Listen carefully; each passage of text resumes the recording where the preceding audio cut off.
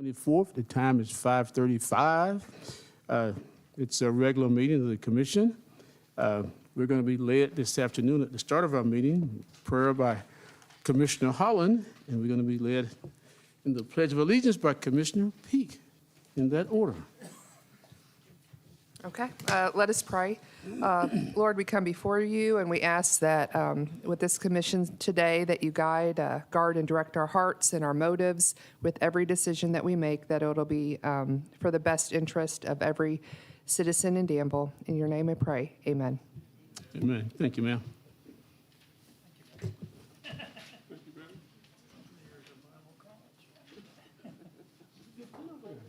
All right.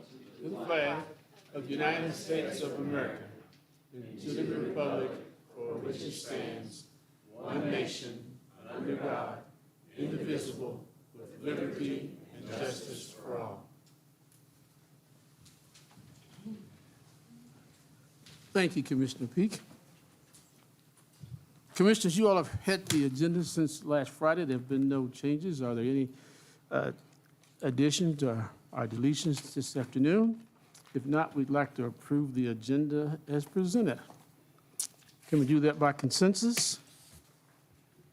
Thank you all. Sure. All right. So that moves us real quick into our Hear the Public opportunity. This is the first time for citizens to speak to the commission at this meeting. At this point, it's Hear the Public about items that are on our agenda this afternoon. And we'd ask you to come to the microphone, identify yourself, and we'll give you 3 minutes or less to speak to us this afternoon. So are there any Hear the Public this afternoon at this gesture in our meeting? Seeing none, that's a good thing, I hope, right? Let's move along. So first order of business is that we're going to have a CVB update, and Kendall Clinton, right? Yep. That's your last name? Kendall Clinton. Well, I didn't know that. Okay. Good evening. You all probably see lots of emails from me trying to get you all to vote in different contests. Oh, yeah. I sent emails out earlier to encourage everybody to vote for different businesses and places in Danville in the Kentucky Living Contest, and we now have 3 finalists. Wilderness Trail is finalist for Best Bourbon Tour, and Burke's Bakery is down for Best Bakery in Kentucky. So beginning May 1st, Kentucky Living will have their contest voting online, and you can go in and vote every day for a month, and most winners wins. And I think we have a good chance as anybody else of becoming a first place winner. Wilderness Trail came in second place last year for Best Bourbon, so we were up against I think Heaven Hill and some of the bigger distilleries, and this time I think it's Woodford and Buffalo Trace. So you'll get some more emails from me. Probably every couple weeks I'll send emails out to everybody on my email list, encouraging everybody to vote so we can hopefully have some winners, and they will announce those in August, usually around the time of the state fair. So that's good publicity for us, and we'll, if we win, we'll buy an ad thanking the distillery or bakery for placing in the contest. You'll also be seeing Danville in the Spotlight in Kentucky Living again in June. The CVB has partnered with them for a contest. If you read the magazine, you'll see every once in a while they'll have a giveaway for a trip to a city in Kentucky. And this summer it's going to be Danville. We got together with the Hampton Inn, Holiday Inn, the Norton Center, Pioneer Playhouse, Wilderness Trail, the Dollhouse Museum, La Cosa Nostra Bricks and Brews, and Dry Stack, and they all donated a room or a meal or tickets for part of this prize package. So the voting for that will be in June, so there'll be a nice half-page ad in the magazine announcing the contest, and it'll list us as the sponsor, and then the individual businesses that donated will get recognized. And then in July, they'll have another ad announcing the winner.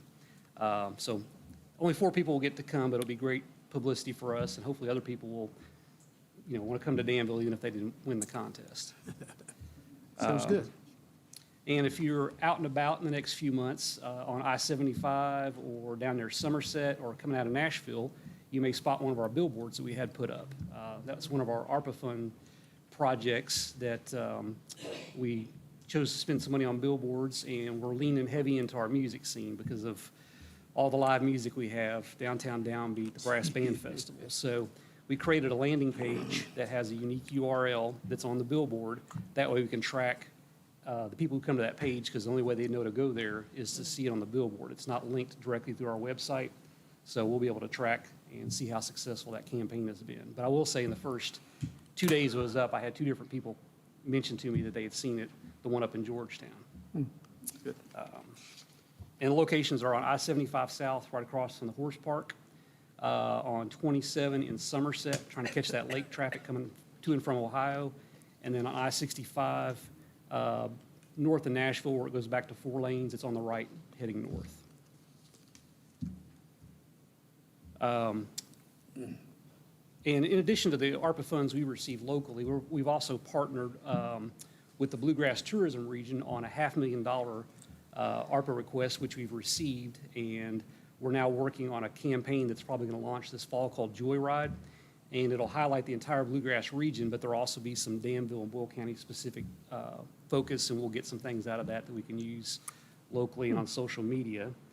And just this morning, we committed to partnering on 2 additional $500,000 ARPA requests that, if approved, this is going to be $1.5 million worth of ARPA funds that will help partially put a spotlight on Danville. Can't really say what those other 2 are yet until they get approved, but one of them is pretty exciting. Well, both are really exciting, but one of them in particular, and I'll definitely come back and talk about it if we get the money. Another project we've been working on recently to help visitors discover things to see and do in Danville are some new rat cards.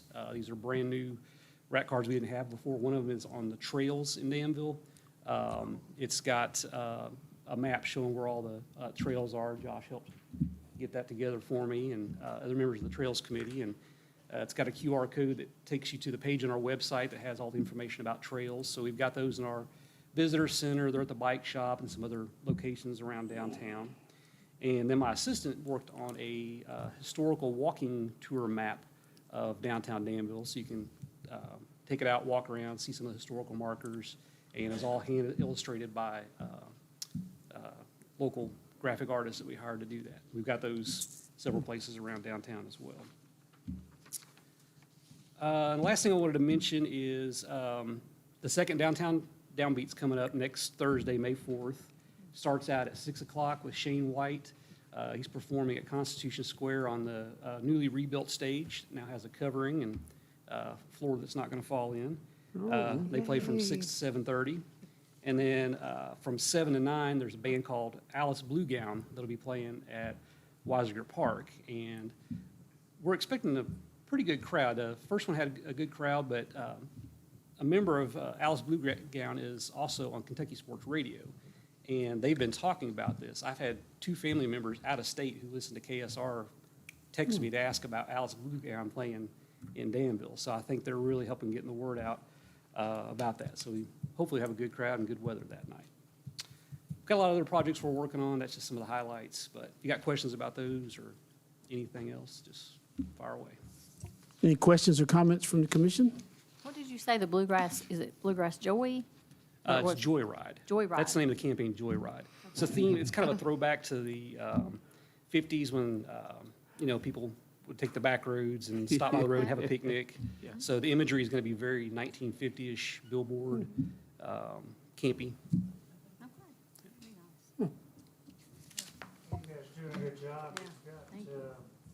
your person that runs the visitor shop here, Mr. Steve Klein, does he give you information about guests coming from out of state, what you're seeing? Yeah, we've got a couple maps in the visitor center. One of them is a state map and one of them is the international map. And Steve and a couple other visitor centers employees will direct people over there to put a pin in the map. We've also got a guest register. And Steve talks to everybody that comes in, so he finds out their life story, where they're from, why they're here. He gets a lot of information out of it. Mm-hmm. He don't like to talk, does he? No, not much. And luckily, I can hear everything Steve says from upstairs, so I know the whole conversation. Good. Yeah. That's right. Definitely. Okay. Thank you, sir. Next, we'll hear from Mr. Jack Hendricks, a Veterans Memorial Fundraising Project. Mr. Hendricks. Thank you, Mayor, Commissioners. My name's Jack Hendricks, for anybody that doesn't know, and I'm kind of, I guess you'd call in charge of our Veterans Memorial out at Boyle County Fairgrounds. Used to be Boyle County Fairgrounds, soon to be City Fairgrounds, I guess, or City Works. Change the name. Most of you are aware, but I'll just give a little history here. We started this project for the memorial back in 2002. Was the first phone call I made to Washington, D.C. concerning this, and kind of spearheaded it from there to now. We've had it going about 22 years. In about 2004, and I don't have that exact date, but in about 2004, I was coming to the city commission meeting and the county physical court meetings and explaining everything that we were doing and what we were trying to do and getting okay to do this because the county had donated the land after Earl, and at that time Chief Peake convinced me that was a good spot, and it definitely has turned into that, so I commend them for that.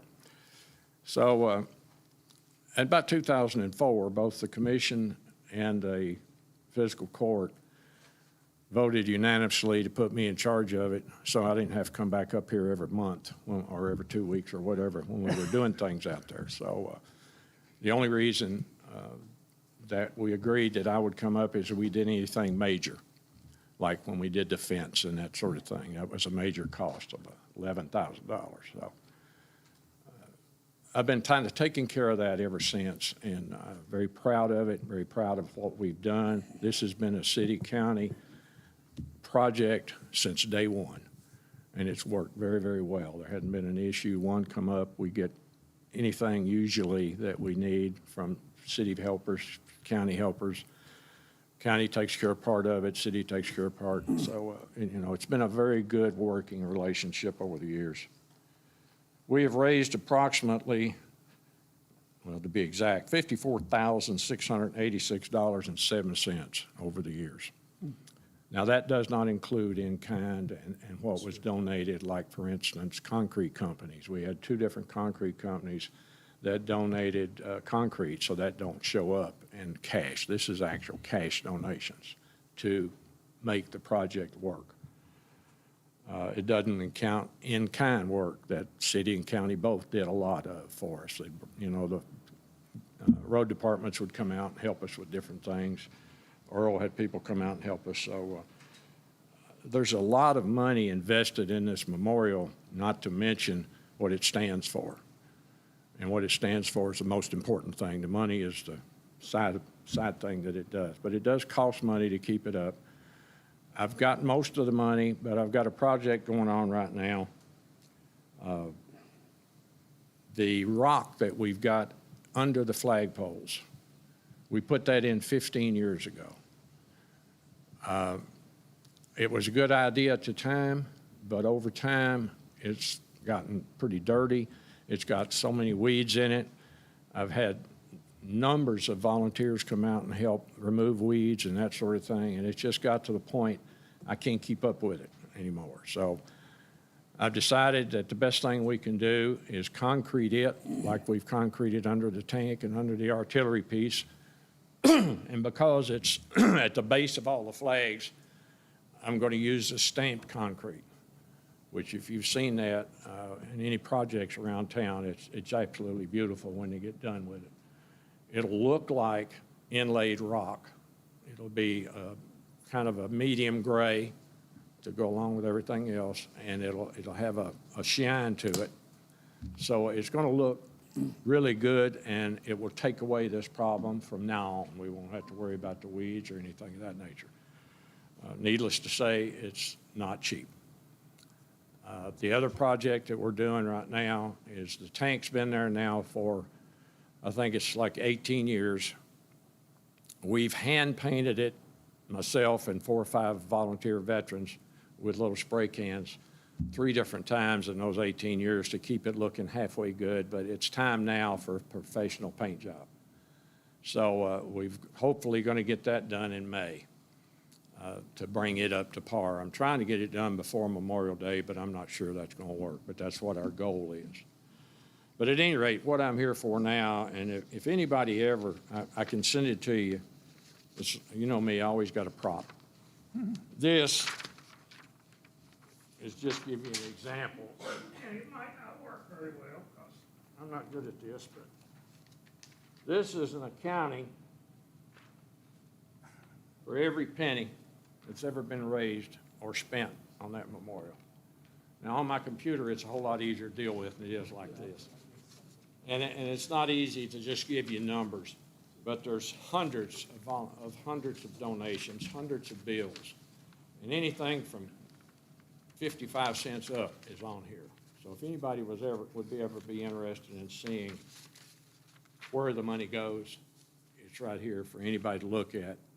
And I'd be glad to send it to you. It's kind of hard to do on this like this, but I've got it on my computer, and I could send it on a disk or something, but I don't want to send it just to anybody and everybody. It's somebody that I've told people, if you've donated $500 or more to the memorial, I'll be glad to furnish you a copy of it. But I'm not going to send it to, 1,000 people. I'm sorry, it's just not feasible. But what I would like to have, what I'm asking from you, I've only asked twice in the last 15 years that the city or county come up with any help with doing this project.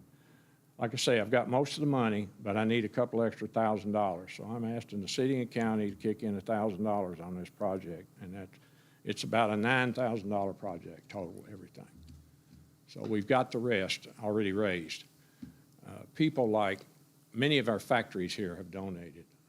Just to give you one example, Dana Corporation has donated to this memorial every year for the last 6 years. A nice sum, always 1,000 or more. And that's helped by all the flags. We have to replace the flags out there about every 3 months to keep them looking good. So it gets quite expensive, just the upkeep. But we raise money for that, so I don't ever come and ask for anything like that. But this is the third time I've had to come and say, okay, I need a little help with this. So if you guys could kick in 1,000, and I get the county tomorrow, and they've already assured me they will. So that'll take care of this project, and hopefully it'll be done, the whole thing, by Memorial Day. If not Memorial Day, the concrete will be done next week probably, but the tank may not get painted right away. So that's where we're at. If you can help out, I would appreciate it. Go out and enjoy it. There's 1,665 Boyle County names on that wall now, and 77 names that were killed in action from Boyle County. So it's a monument to all those veterans that have ever served, including the mayor. Thank you, sir. And thank you you. for your service. Now, wait. Before you leave, do I have one request? Yes, sir. Would you read each one of those ledger items for us? We'd like to hear one of them before you leave. Each one? Yes, sir. Okay, no Start at- problem. If you got time, I got time, Mayor. Start at the bottom and work your way up. Just Yeah. joking. No, we appreciate what you've done, Jack, and what you will continue to do. Thank you, sir. I'll that. do it as And- long as I can, and I'm going to find somebody that can take over. I'm getting up in little years, but I'm going to do it till I can't move no more. Yes, sir. But I'll have somebody ready to step in. Thank you for your Thank service, you. too. Do we need a motion to give to match the county? We could take it from the Parks Capital program in the year that we're in, I think, efficiently. If you all want to direct us to do that, we'll happily accommodate that. All right, so we are, Yeah, I'll make a motion to redirect the Parks Capital of $1,000. I'll second. thank you for your motion and your second. Are there any questions, comments? Any unreadiness? If not, Chair will call for the question. All those in favor say aye, Aye. and those opposed say nay. Thank you, Jack, for Thank you, keeping Jack. White's Park a pretty place inside of our Millennium Park. Absolutely, and we need to keep it that way. I thank you all very much, and I will make you a personal promise that I made 20 years ago. I will make you proud of me. Well, you've done Thank that. you. The whole group has done that, so thank you. Okay, let's move along. We only have 39 items on our agenda tonight, so if I feel a little antsy about pushing people along, y'all just stay with me, okay? The next item is our a request for banners to be placed throughout our community by Center College. Yes, ma'am, you want to come to the mic, identify yourself, and take the lead on this, and we'll move this right along. Sure thing. I'll be quick. I'm Sarah Nolan. I'm the Vice President for Marketing and Communications at Center College. Thank you for having me here today. The Center College class of 2023 is made up of 278 wonderful young people from across the Commonwealth and from 36 states, including as far away as Hawaii and Vermont, not to mention 11 countries, including China, Ethiopia, and Russia. Plus, we have 51 members of the class who will be the first in their families to graduate from college.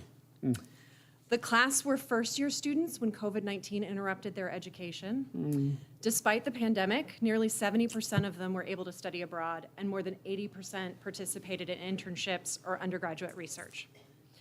During their time at Center, they have also seen the college invest over $80 million in new construction and renovations on campus. As we celebrate our graduates, 1,200 family members will join them in Danville during the upcoming commencement festivities. And we would like to spread the celebration throughout the city with lamppost banners.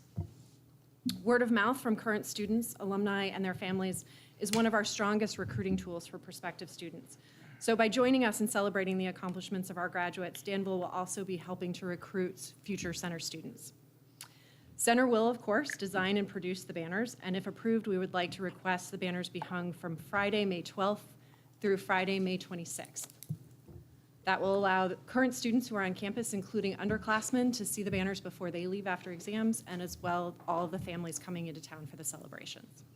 And then I'm happy to take, I have renderings of what they would look like, and I'm happy to take any questions. Graduation date? May 21st. 21st of May, okay. These are Alright. very attractive. Apparently, the banners will be supplied by Center College That's correct. and then installed by our folks. Yeah. Okay. So Chair, I'd like to entertain a motion to get this done, if that's your pleasure, Commission. Is there a motion? I'll make that motion to hang center banners for the period of time that she has suggested. Okay. Is there a second? Second. Any other questions or comments? Staff, you've got enough information about this project? Okay. Then Chair would call for the question. All those in favor of presenting the banners, say aye. Aye. Aye. Those Aye. opposed, say nay. Motion carries. Thank you, ma'am. Thank you. And tell all those graduates, the city says congratulations. Man, Thank you very much. 278. Okay. Next on our agenda, Commission, is the approval of our minutes from our previous meetings. So the Chair would like to entertain a motion to approve the minutes. I'll move to approve the minutes of April 10th and April 14th of 2023. Okay, thank you, ma'am. Is there a second? Second. Any questions, comments, additions, or deletions to the minutes? All right, all those in favor of approving our minutes, say aye. Aye. Those opposed, say no. Some say nay. Let me pause to recognize the fact that Commissioner Cottle is not present with us this afternoon, and ask you to keep him in his prayers. He is in Lexington and is undergoing some tests today, medical tests, and we've been communicating back and forth with him, and doesn't have any results yet, but at least he's able to communicate back and forth with us. And if you know Commissioner Cottle, you know he's been in lots of pain for the last couple of months, so we're with him today. Hope he has good results. Next on our agenda is a resolution 2304-2401, cemetery buyback. Ms. Rader? David and Diana Ballard are requesting to sell their cemetery plots back to the city. There are 5 plots in Bellevue, and the total is $4,950. Okay. Is there a motion to buy these plots back? I'll make a motion to approve Resolution 2023-04-2401. Thank you, ma'am. Is there a second? Second. Any questions or comments? If not, all those in favor say aye. Aye. Those opposed, say nay, and motion carries. Thank you all. Next item, second reading of ordinance 2009. Madam Chair, you want to read the second reading for us? This is the second reading of ordinance number 2009, an ordinance changing the zone from AG agriculture to institutional campus development ICD for approximately 12.413 acres, more or less of real property located at 2170 Shakertown Road in the city of Danville, Kentucky. Thank you, ma'am. Is there a motion? I'll move to approve the second reading of ordinance 2009. Is there a second? Second. Any questions or comments about this ordinance? Madam Clerk, roll call vote, please. Commissioner Peak, Yes. Mayor Atkins, Yes, ma'am. Commissioner Holland, Yes. Commissioner Saris. Yes. Thank you. Next item, second reading of ordinance 2010. Madam Clerk, you want to read that one as well, please, ma'am? This is the second reading of ordinance number 2010, an ordinance amending City of Danville, Kentucky Code of Ordinance, Chapter 13, pertaining to the operation of food trucks in the city of Danville. Thank you, ma'am. Is there a motion? I'll make a motion to approve the second reading of ordinance 2010, food truck ordinance amendment. Is there a second? Second? Any questions or comments? Have you heard anything from, I mean, has the food truck vendors, they're good with this? We've not heard any negatives or anything? I have not. Okay. All right, good. Any other comments, questions? As we stated in the first reading, it was a good rewrite with input from the food truck owners. Madam Clerk, roll call vote, please. Mayor Atkins, Yes, ma'am. Commissioner Holland, Yes. Commissioner Saris, Yes. Commissioner Peak. Yes. Thank you. Mr. Coffey, City Manager report? Thank you, Mayor Commissioner. So I noticed the PDF is 2 weeks ago's PDF, so it's not been updated. For some reason, I emailed Ashley this one instead of the one that should have been dated April 24th. The only changes on this is because I knew I was going to spend some time on the downtown master plan, as I really didn't add a lot to it. Variation is that the DAHB discussion, because of some scheduling conflicts, I had to push that till May the 8th. The important dates, the regular meeting is tonight, but the budget meeting is the 28th, which is Friday. The downtown streetscape, Josh is going to give you a good update on the wayfinding and the streetscape here in a minute, at least confirming the schedule. The audit, the RFP for the auditing services is issued. We'll see what the results are in a few weeks. And you have the financial advisory on tonight's agenda as indicated in this previous update. If we could get into the downtown master plan for just a few minutes. Mr. Coffey, before you do that, what's the starting time for the 28th meeting this Friday? I was going to do 10 a.m.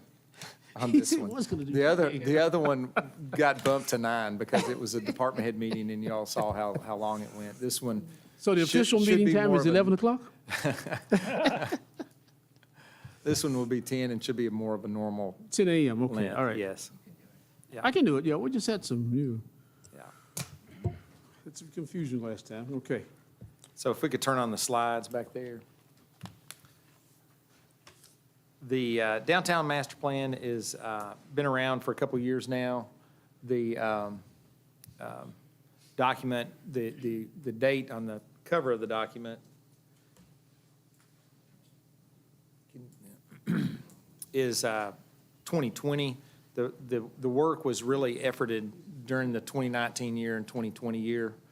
And so I was thinking I could actually talk for a minute, but I don't, you need to see the slide. So we'll have to wait. Technology is awesome when it works. Yep. Okay. Go ahead. Yeah.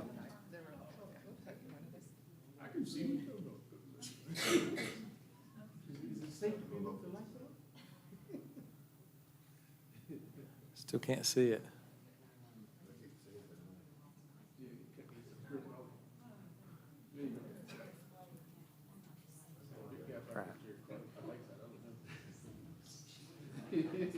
Yeah, I don't know. Behave yourself out there.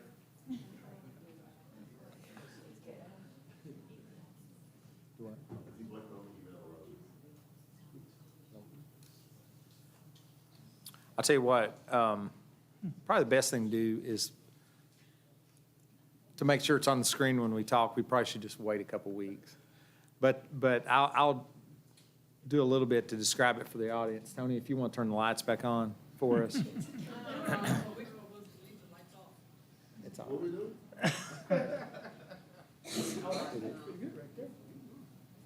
He's trying. So he's going to try to get it from the website. The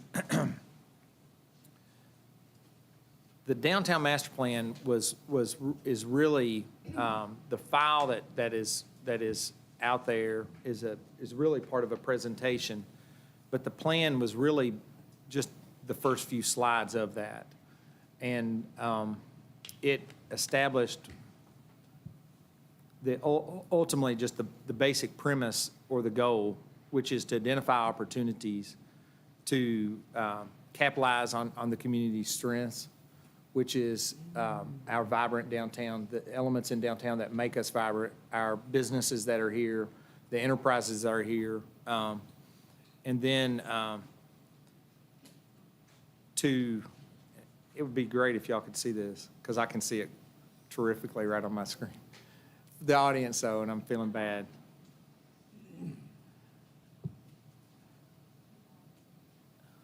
I'm going to wait. There we go. All right. So I'll just look from the screen then with you all, so I won't get distracted.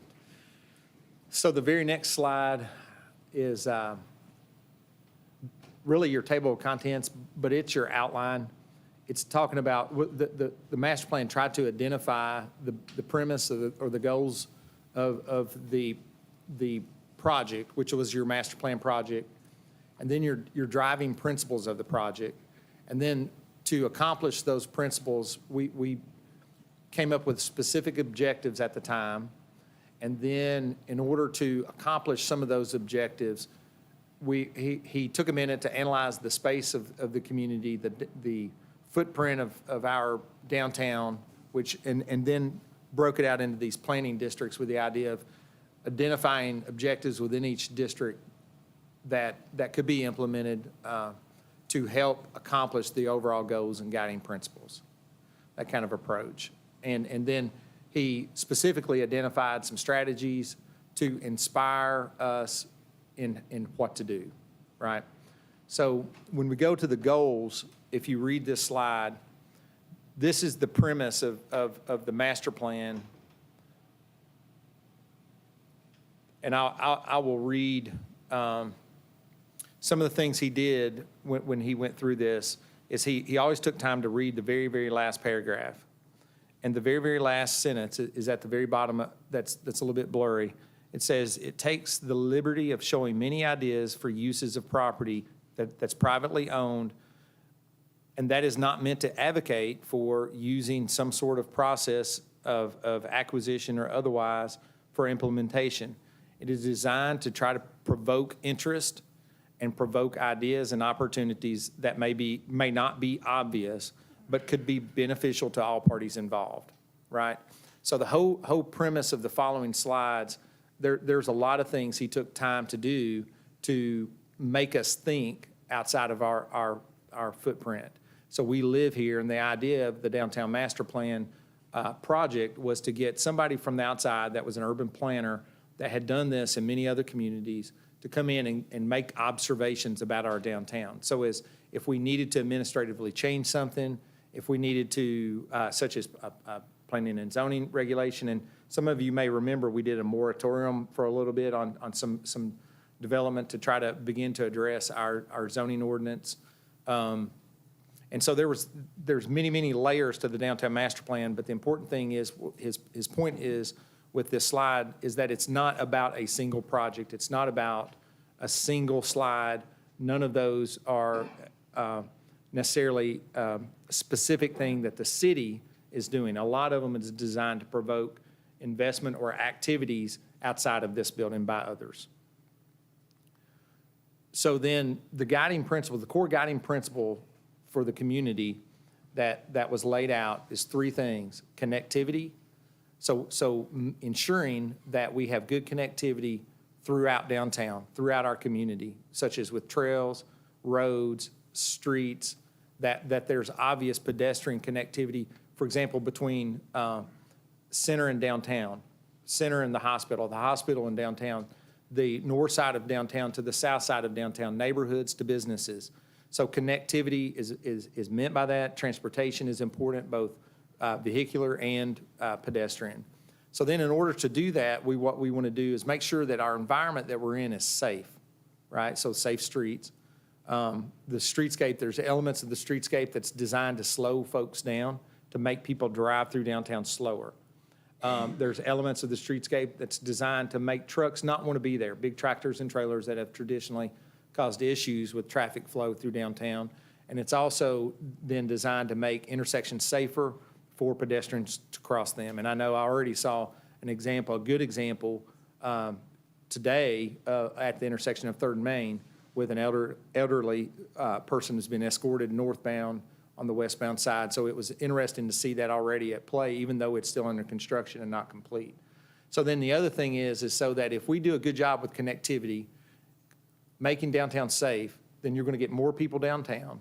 You're going to maintain the businesses that are downtown. So ultimately, you get development and infill, which is the most efficient way to grow your community, right? Rather than sprawl further out of downtown, if you get redevelopment of downtown, then you're developing the most efficient. So those three things are our guiding the guiding principles of the master plan, and those three things are ultimately the master plan, right?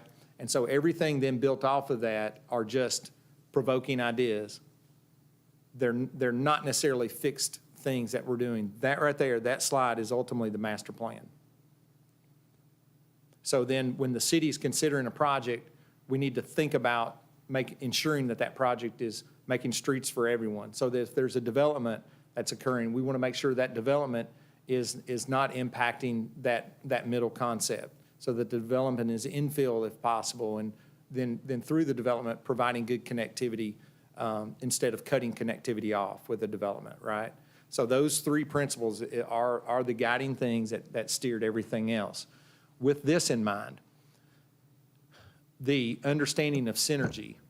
And so the city doesn't do everything by itself. The city's, in order to accomplish something, has to have partners. And most of the time, it's the private sector that actually does things.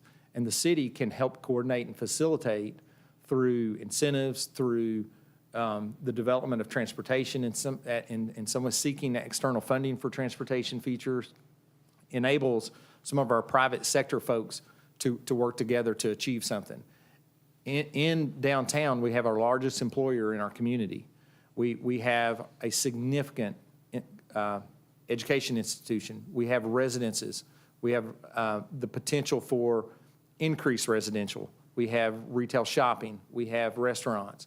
And so the idea is to help those folks work together so that the restaurants are more sustainable. So if we do a good job with synergy and we get more folks at, say, the Ephraim McDowell doing business downtown in our restaurants, and our restaurants are more vibrant. So what we want to do is foster those partnerships and relationships so that then downtown can thrive, right?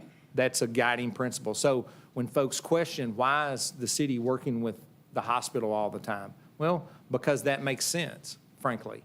It works if the community works together with our downtown businesses and those other agencies that a lot of times don't speak to each other, right? Because they're in different industries. You have, she mentioned the Center College has spent $80 million over the last 4 or 5 years on campus. That works better if the CVB understands what facilities they've changed, and so that when they're recruiting, they can highlight those. then get more people to come to those, and therefore our restaurants might have more participants, right? So the synergy pays off for everyone. So that's a guiding principle. Then it led into specific objectives. Can you scroll that up a little bit to center that slide again? It's going down page at a time, and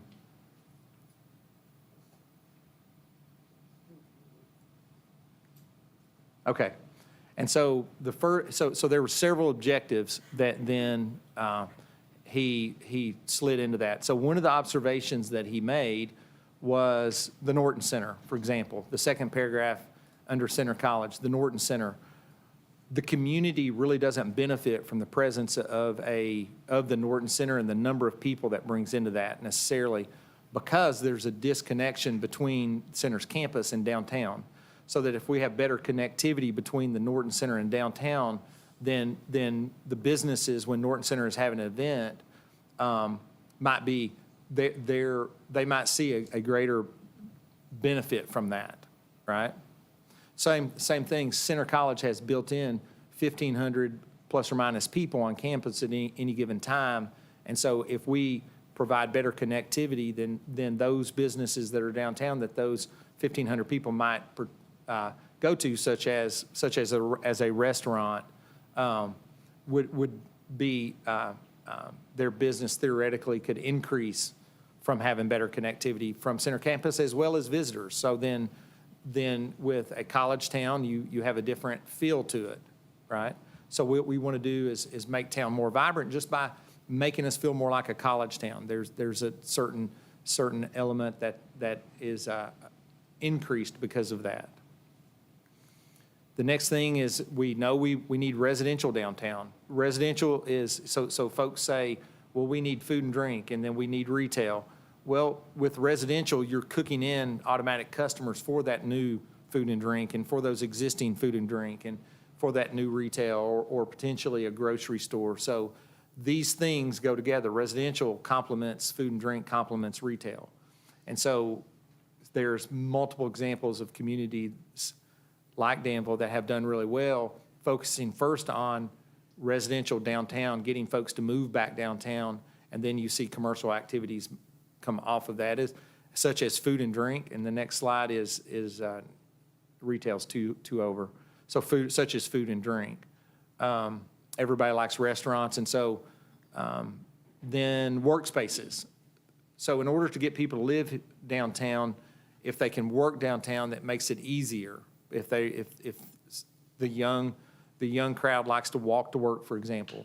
And so in order to do workspaces downtown, it's important to understand that we need to renovate some of those spaces. And so the city could consider a policy on incentivizing second-story redevelopment, but it doesn't require just paint. It requires modernizing the space that's accommodating for modern uses and modern folks. So, which is interesting. And then a town center. So I've talked about, in the easy thing to describe as a downtown town center is it's not a convention center. It's a quasi-event space.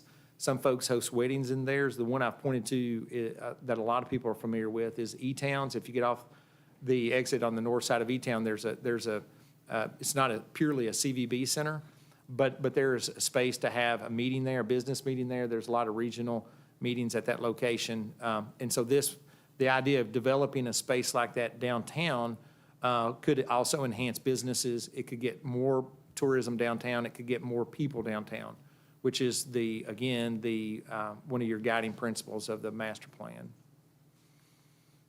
Then retail services, that's a derivative of residential. It's a derivative of more people being downtown. So it is complemented by both the population increase downtown, but also the visitors downtown. And then the visitors, it goes along with the more retail you have, then the more potential visitors you have downtown. And so then they grow together. Parking, though, is a problem, and has been for a long time. And I've got a specific slide, but if you'll scroll up just a little bit so that we can talk about what is in that picture.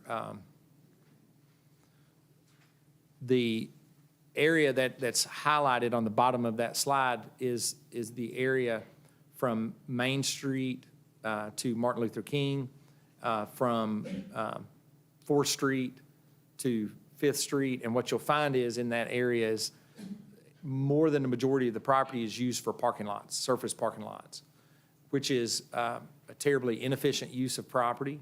And so all the cars in that image on the left could be parked, for example, in one parking garage like the one we have at Third and Walnut. And so imagine what you could do with that property, or what the private sector would do with that property if it had an opportunity to eliminate all that parking need. In addition to that, what you have in those owed sections, you have, if you'll notice, there's a lot of cars parking in different directions. That's because there's so many different parcels exist in those owed sections, right? And so some of the idea is that the city would have to participate in kind of merging some of those lots in some way so that it could be resold into the private sector for reuse. The government center, we have a courthouse in need of expansion. The architect said lean into that and facilitate and work with the county. The city has property immediately adjacent to that building, our 3rd Street parking lot. The stated burden on the city was to accompany the county in any way we could to try to help recruit and speed up the process of the AOC reinvesting in the facility downtown. And we've tried to do that. We've been working on that a little bit with the county, taking the lead, of course. And then always public space is critical, a place for people to sit. So a lot of our parks in the future is going to be as you get these smaller neighborhood parks like Wisiger Park, you see a lot of chairs in Wisiger. Well, because you want people sitting there. When people are sitting there eating lunch, it's more vibrant, right? Hospitality, there's been multiple studies that's indicated a downtown hotel is needed and would augment all the other things in the downtown master plan. So the city should necessarily then take a lead on recruiting a hotel and helping find a place for it, facilitating the private sector through communication to help connect hotel investors to downtown business owners that are interested.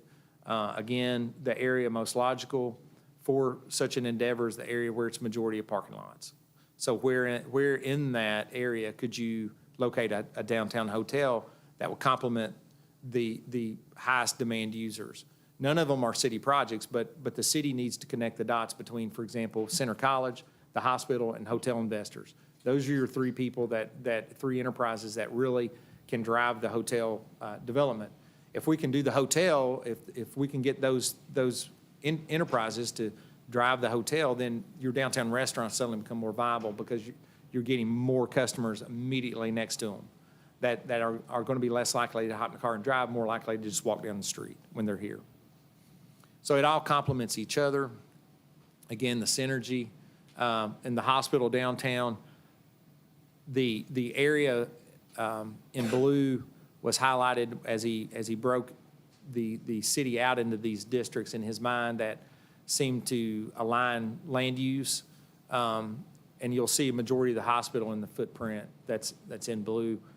So then therefore, in conclusion, anything in that blue that happens will probably be the hospital, and we need to acknowledge that because that's the area of influence that their footprint is.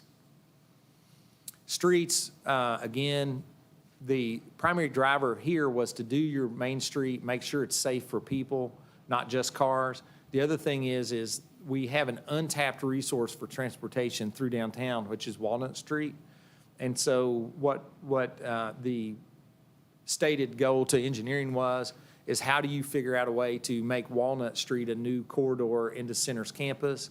If you do that, then you're going to increase access to the Norton Center. And if you do that connectivity, then you're going to provide better access back to downtown, to your downtown restaurants that would then take advantage of people coming to the Norton Center. So you start to see how those things are aligned as a symbiotic thing, again, to beat that drum. Of course, multi-use trails helps the connectivity in many, many different ways because it connects neighborhoods to downtown. So then that's your master plan, right? And anything beyond that is intended to be inspirational in nature, right? to do these three things, which is all your guiding principles, and then your objectives are to do those three things. And that's it. And so there's been a lot of confusion that has been happening of late, where we've dove into his specific ideas meant to provoke us into conversation about what to do, and confuse that with the city, a specific something the city is pursuing. And that's just really that's not the context of the master plan. So it's important to keep the context of the document in total, not piecemeal it out. And I know, just to dive right into it for your all's benefit, and we'll go over to a few slides, the understanding, go back up, and I know I'm flipping, the streets for everyone and connectivity, right? So let's remember those two, and we'll go through why he mentioned, and I had it queued up in my slide, in the slideshow I mentioned. This is the full plan, so I didn't really want to talk about every one of these individual things, because it's not necessary to communicate the overall. And there's a lot of slides, and I forgot how many. Speedway, here. So the whole conversation about Speedway, this was not necessarily a stated mission for the city to do. What he was describing was, if you're going to adhere to those three things in the future, 10 years from now, 5 years from now, 15 years from now, you don't necessarily want to put a high-volume car driver on Main Street, per se. You would rather that be a block off of Main Street. So in the context of the conversation, granted, his slide didn't go into real depth of detail with it, is you would really want a gas station on the fringe of what you're doing, not necessarily in the center of it. And so he was highlighting that as something that, as we go forward with future development, that we should try to avoid, not necessarily a mission of the city.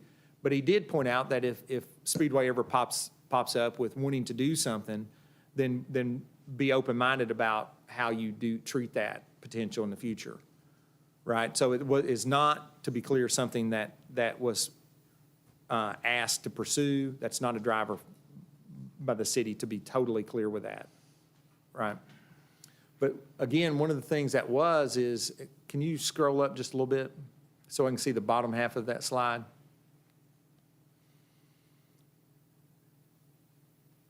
The idea of connectivity. So in the bottom slide, you're seeing the Norton Center here. And when he's talking about connectivity, what he tried to do with this slide is communicate how can you improve connectivity and access via Walnut Street so that the Norton Center felt more like a part of downtown, so that downtown didn't end at 4th Street or Center didn't end at 5th Street, so that these blended, and it made visitors feel like that they were welcome at this facility. Right now, the way there's separation between Center and downtown, folks that come to Danville might not feel welcome also visiting the Norton Center, for example. And so the purpose of this slide is, again, connectivity and leaning into Center as something that the city could exploit and take advantage of its presence in your community, rather than the flipped idea that somehow the Center College existence is taking advantage of the city and trying to take over the city. It's the opposite of that. The city wants to take over Center College in a way, in terms of we want to take over their access. We want folks, when they're coming to Danville to see Center College, to also see the other businesses that are in town, and also then see an opportunity to go to dinner in downtown, not necessarily go to a bubble that is Center College. So we want Center College to the appearance of Center College to be part of the community, right? So that those tourism spends their dollars in Danville at our businesses. Part of the connectivity, too, that's shown in this slide is this extension of Church Street that's talked a lot about. And so right now, Martin Luther King is a dead-end street. So there's a huge parcel of land in here that's mostly parking lot that has just terrible access. It's access from a one-way street. It's a dead end. And so all this land that is in downtown, its only real purpose then becomes just a parking lot. Now, granted, there's some professionals' offices over there, but that land just cannot be what it will never see its potential unless there's improved transportation into it. And what his point is there's a lot of land there. So the old Boyle Lumber property is here, and Church Street dead ends at Walnut. And so the question then became, can we lean into the hospital, work with them, get right away? If the city can provide this connectivity, certainly transportation is enhanced in this area, and that would be a great place for the private sector then to develop new residential uses, new professional office space, and things like that. And so to inspire what that might become, he went a step farther and drew this. And so he drew this intersection, not to say specifically this is something the city was doing, but he provided this slide so that we could use it when we're talking to the private sector that comes into Danville that for economic development and says, you know, we want to invest in Danville. What are the ideas around your community of need? This is something that we can point to downtown where residential could exist. Certainly retail, a downtown grocery store could exist. Upper floor residential, professional office space maybe. This is commercial property that's currently a parking lot that's empty. So can we lean into this location and inspire the private sector to build a building there? And if we build a building there, then suddenly you have new space for new enterprise to occur. That's not anything necessarily the city's doing other than dealing with transportation, which is what we do anyway.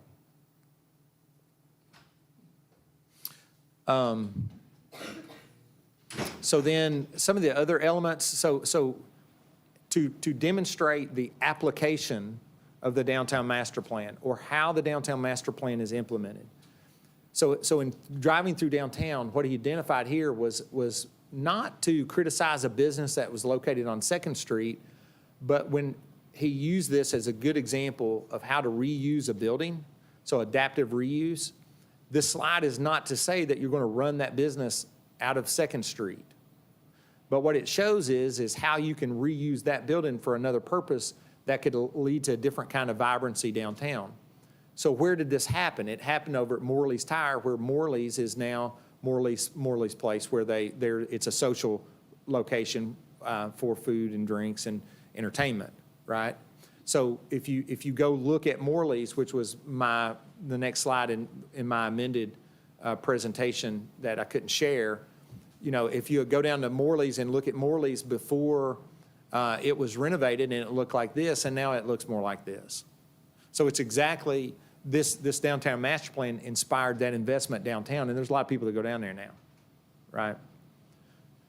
So in that way is how the downtown master plan is supposed to be used. The city doesn't go out and pursue the Speedway or pursue this property, but it's tossed around the private sector for those people that are desiring to do something, that want to do something, want to start a business. It gives them ideas on where to do that, how to do that. That was the purpose of the downtown master plan. And to just take this slide and to share it takes it out of the context of what the core mission is. And, you know, we provided context to inspire for example, the courthouse. This was a version of the courthouse where you know that if you're going to infill that property, if you're going to expand the courthouse, you got to deal with parking. The demonstration here is that, in fact, yes, you could deal with parking. So then this slide should be carried to the AOC and the request to the AOC to expand the courthouse on the property. It preserves the integrity, the historic nature of the building, but it also accomplishes the expansion of the courtroom function, the capacity of your courtroom, and also it takes the courthouse parking and puts it in a structure. And also you could enhance your downtown businesses with additional parking in that structure. But the benefit is that you get that courthouse parking on the days there's a trial off the streets, which then the city has heard about that for a long time. We've got to figure out how to enforce the courthouse parking. They have a trial, they have a jury trial. There's 200 cars downtown that don't belong here, and they're impacting access to our businesses. Well, this idea was his inspiration to account for both of those. We want the courthouse downtown. We want the foot traffic into the courthouse, but we also have to maintain our access to our businesses that are downtown. This does both of those. And so, again, this is a good illustration of what to do with if you look the top part of this slide, you see the empty parking lot in the middle. That's our Third Street parking lot, and there's 20 cars there, right? Well, that's nowhere close to the number of cars that could fit in a parking garage on the same property, or the benefit of expanded use of that property with a vertical structure versus just a surface lot. And again, this is the last slide, which is infill development. So it's taken property that was a building. If you go back and look in the 40s in the picture that's in my office, there was a building there. That building got demolished over the course of time. Now it's a surface lot. Well, how do we redeploy that parcel of land for the greater benefit of downtown? So those ideas are what the downtown master plan was meant to inspire. And again, it's not necessarily anything about a specific idea. So as it relates to parks, down at the end of the document, move me to the end of the document so I'm not flipping, if you don't mind. And then I'll go backwards. You have 3 minutes. I'm almost done. It's one of those you can talk about for an hour because it's so misunderstood. So one of the things another just terrific idea that's meant to inspire. So during the process, Mr. Walters interviewed, had something like 80 plus meetings where he met with citizens downtown. I want to say 82 or something. One of the meetings was with Michael Hughes, and in looking at Mr. Walters learned more and more about the Second Street idea, the Heritage Museum. What can we do to lean into that, to enhance that, to make that a place in Danville, right? And so he challenged us to come up with an idea to develop that as a park concept of some kind somewhere down the road. And so he put this in there because it was a good idea, right? And so when we, as staff, hear of an idea coming from Mr. Hughes or some of his friends, we see how it can integrate into that Second Street corridor and some other idea that we've heard. And we try to marry those ideas together. And so in that way, this document's intended to be used. Not specifically to put a trail as shown on this from this exact spot to that exact spot, although there's a trail here now, generally along that route. It's not intended to be specific. It's intended to be inspirational and provocative.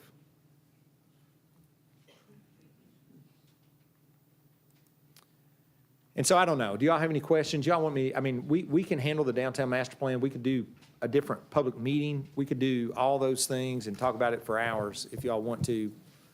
But for now, that's where I leave it with you. And y'all can tell me what y'all want to do in the future with updates and that kind of thing.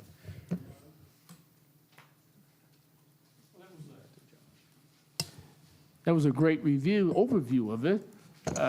I'd like to ask the commissioners if there are any questions or comments at this time. And if there aren't any, then I would take you up on your suggestion that we plan some kind of public meeting and let you do part of what you've just done, or just more of what you just did, and get it back into the minds of all 5 of us that our task is to sort of push the community forward, not necessarily push the city forward. And I agree with that there are a lot of projects in this plan that the city will never be able to finance and No. by themselves, should not be trying to finance by themselves. And when businesses come forward, we talk to them, and folks come forward, individual private businesses have come forward and said, how does what ideas did he have for my land that he saw that maybe I've not seen as a private business owner? And certainly, we've had that conversation with folks based on the feedback we've got from him. And sometimes that spreads around town in a way that makes people think, but we can't control that. And I don't know that you can over-communicate to overcome that either, so. We have identifiable areas of downtown that if people want to come in with specific projects and they fit one of those suggested areas, we can push them toward that. That's correct. It's sort of like, to me, like planning and zoning. If we ever get a comprehensive land use map that's updated, then when someone comes to town, want to do this, this, and that, we've got places in our community that have already been approved somewhat by the community as this may be an okay location for some of these things. You're never going to satisfy everybody, but at least if you go through the process of planning, you've got some of that legwork out of the way. So I appreciate that presentation. That was a whole lot longer than 5 minutes, but I appreciate it anyway. Okay. Well, the slides threw me off, so they That's were all out of right. order, so it made me talk a little bit more than I intended. Well, Ashley didn't ring the bell like she was. No, well, let's go. You were supposed to. I have a question, Yes, though. ma'am. Yep. All right. When was it started? What year? We started working with the consultant, I want to say 2019, probably. Okay, because I had read there were 8 months of meetings in 2019, and Yeah. apparently also 82 meetings. Well, With there was people. individual meetings that he had held, that he would go to individual business owners and sit down with them, talk to them, and talk about how their business interacted with downtown and how they, you know, what their future plans for their business was, so that, you know, he could conceive of ideas that could provoke them into doing something different, maybe, to reinvest. And he spent time with lots of different organizations in town, and he spent time with the commissioners, and lots of people were involved, so appreciate that. But let's move along, though. We got some people who are here waiting to see this agenda be pushed forward. So thank you, Mr. Coffey. And at this point, we're at the stage in our meeting where we hear the public for the second time tonight, and this is where folks may come before the commission, identify themselves, tell us what their topic is, and take 3 minutes or less. And I really want to stress the 3 minutes or less tonight, but we'll do what we can do. So, hear the public for the second time. Please raise your hands and be recognized, and I'll call on you. Wilma Brown, your hand's up first. Yes, ma'am. And I'm out of ink.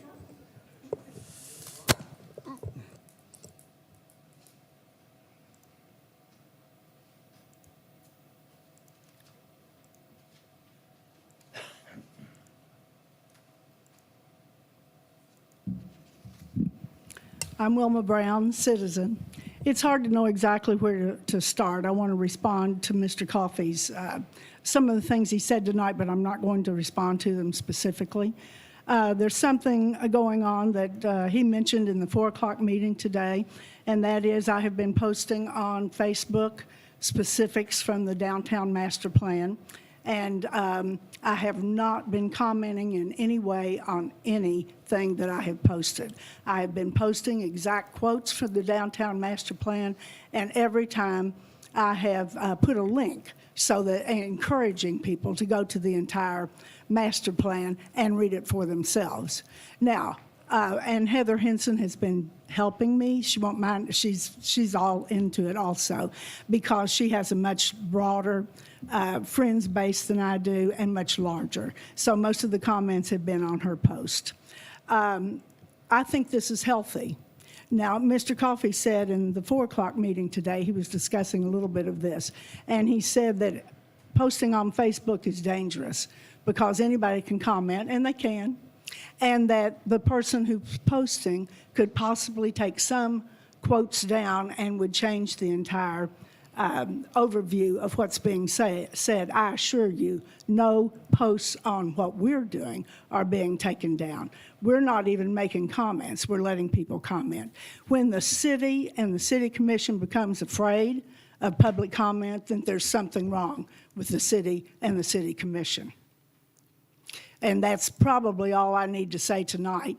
But I encourage the city commissioners to look at this. There are positive comments. Of course, there are negative comments. But I think you could learn something from it. And as any information, no matter where it comes from, you have to judge it as to what it is. And I think the public I think they're smart enough to understand when somebody has just a gripe, and when they're actually making important comments. So I think it's a good venue. I'm going to continue.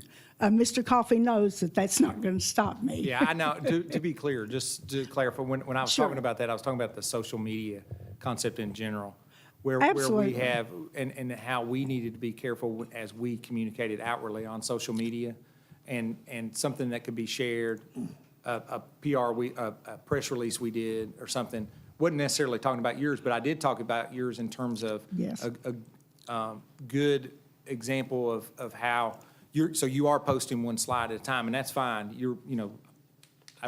I was pointing that out, not necessarily to attack that, so please don't take it like that. But it's important, it's very difficult with the downtown master plan to see 80, whatever slides or 100 slides, whatever there were. 52. I've read it 10 times. Yeah. See, I can't remember. I've got 80 in my head now because I've talked about his number of meetings.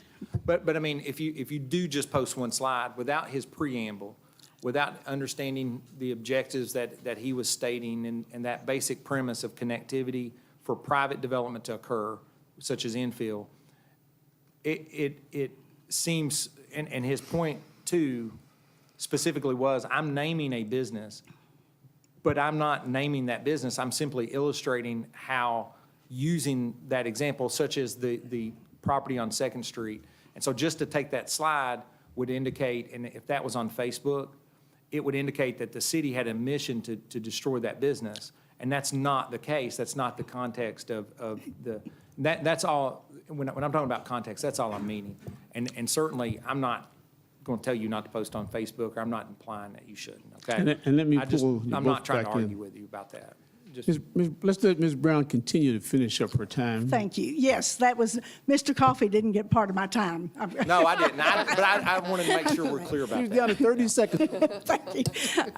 First of all, and I will say that I have never, ever in any plan seen any plan mention specifically a business the way they did with Speedway. And Speedway, it wasn't just a small comment, it was brought up twice. There was one whole section that said, what about Speedway? And a very direct quote there said the city needs to help Center acquire the Speedway property, and it would be a good place for an administration building. So for me, that's serious. Yeah.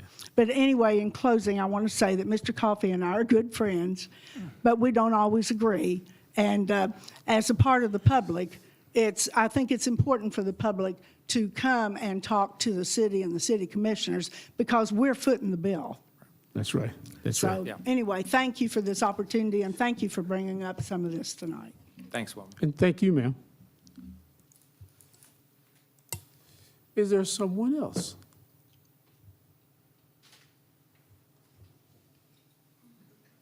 I almost got away, didn't I? Hello, Ms. Calhoun. What? Come on, get your 3 minutes in. All right. Yes, ma'am. Margaret On Calhoun. the third square of J.E. Woods, off of Second Street, there is a busted trash can needs to be removed. We have called and nothing been done. And you need more lighting at the walking track of people complaining, which the lights should have went further what they put down there. And the bridge on Second Street on the right side needs to be fixed. It needs to be concrete. Its wood is rotten. And I'm afraid somebody might fall crossing it. And why didn't they concrete that side when they fixed the bridge? Are you waiting for an answer? Yes, You know I'm not going to answer you. What's next on your agenda? that's it. And they need to fix these streets. Good. Most of all. Good. Now, guys, it's okay to bring things to the Thank city, you. to the city commission. We welcome your comments. A lot of these things will get done, especially the little bitty things if you go through a process. But let's go on, though. We promise not to debate things here tonight with folks. Is there someone else?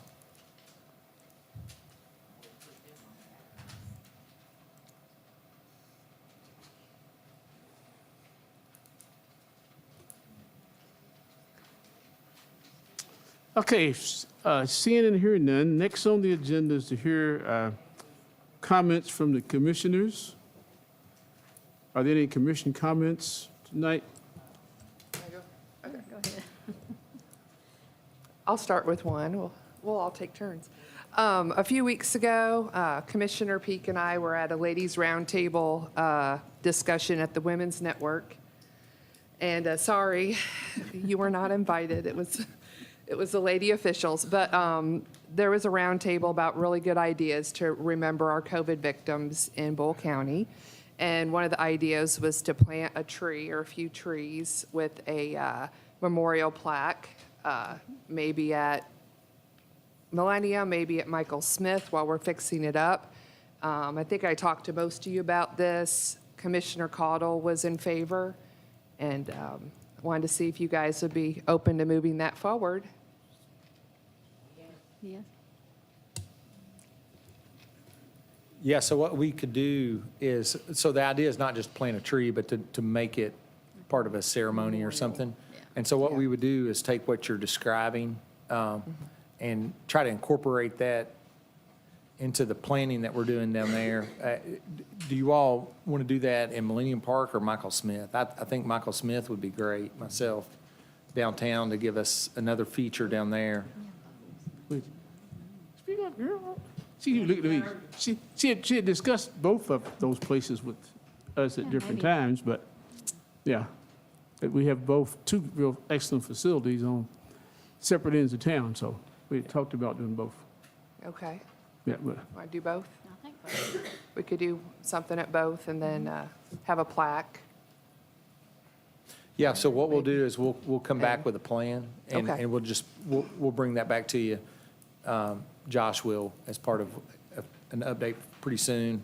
He and I will meet about it probably the end of the week and try to see how we can present that in a way that brings awareness to it. So just planting a tree is one thing, but what we'd like to do is make it more of a community thing and to raise awareness.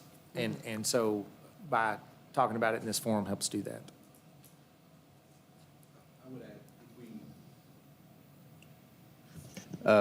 If we're going to do it soon, we need to do it real soon for tree planting purposes. Over the next few weeks, really. I would want to do it before we get into June. So if we need to put more planning into it and wait till the fall, we could do that as well. It's kind of, Earl and I will discuss that, but just kind of get you start thinking about that. If we're going to do something this year, we need to do it in the next few weeks. And we could invite the Kentucky Women's Network, Yeah. over there to. Yeah, invite the and Kentucky be part. Women's Network and the county. See how far you can get, Josh, I guess? And do that. Thank you. Well, yeah, Yes. the whole community, yes, definitely. any We'll other put something comments together. from the commission? What? Also, I guess along the same lines, just looking into this idea, March 11th in 2024 is National COVID Day. And I don't know if the commission wants to, like, when we get closer to it, we could do a proclamation or something like that. So just throwing that idea out there. Brent Belevins at the Health Department said he would help out if we desired to recognize that day as a city commission. So just What's- throwing that what's the out there date? early. What was the date? March 11th, 2024. Oh, okay. And every March 11th is National COVID Day. Oh, I And thought I heard you wrong, okay. so far, according to Brent, the figures are about 168, 169 citizens in Bull County so far that we've lost due to COVID. Thank you, ma'am, that's good information. Someone else? Ms. Siri? Speak? I'll do a shout out to Dr. Miles for putting on the Earth Day celebration out at UK Extension. It was well attended. It's another bright spot for our city and county that we have activity going on. It was very well attended. A lot of good information there.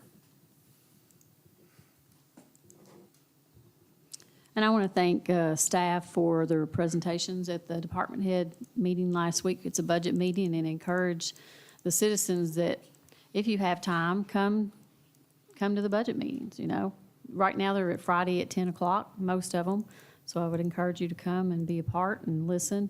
But I appreciate the staff being prepared and moving the city forward. It was very informative.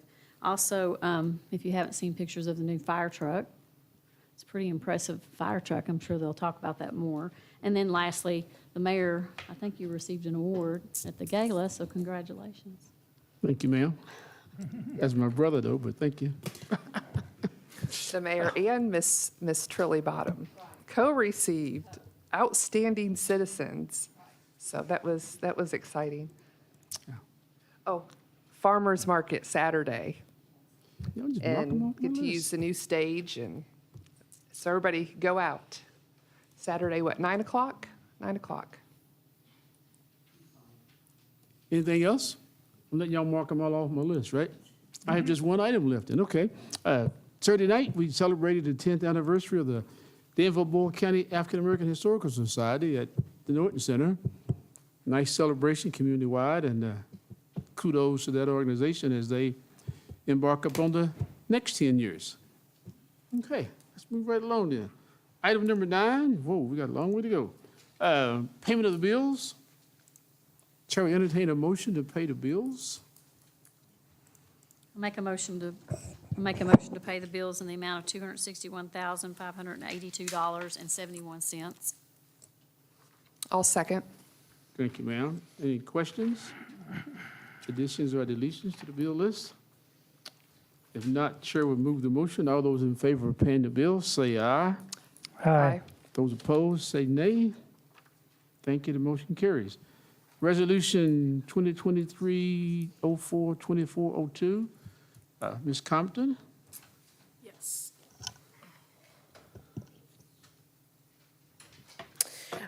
So we had recently issued a RFP, a request for proposals for financial advisory services.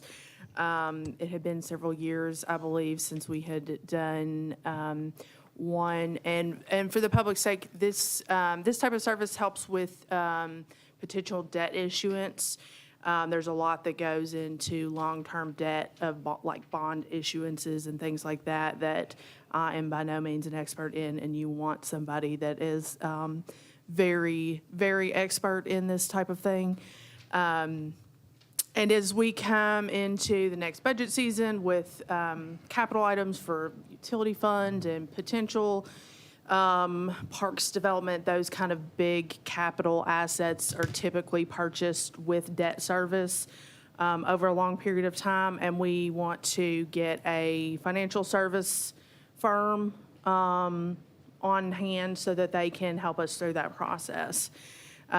We did have, unfortunately, just one, I say, I don't mean unfortunately because they are an excellent firm, but we did only have one respondent to our advertisement. That's something I'm seeing a lot of these days, unfortunately. That's the unfortunate part, that we're just not seeing a lot of activity on some things. But the one respondent is Compass Municipal. They are they're an excellent firm. They've worked with the city before. They've worked with other cities in our area, Richmond, Berea. They've worked with Boyle County, Lincoln County, Mercer County. They're very experienced in the types of debt service and bond issuances that we do.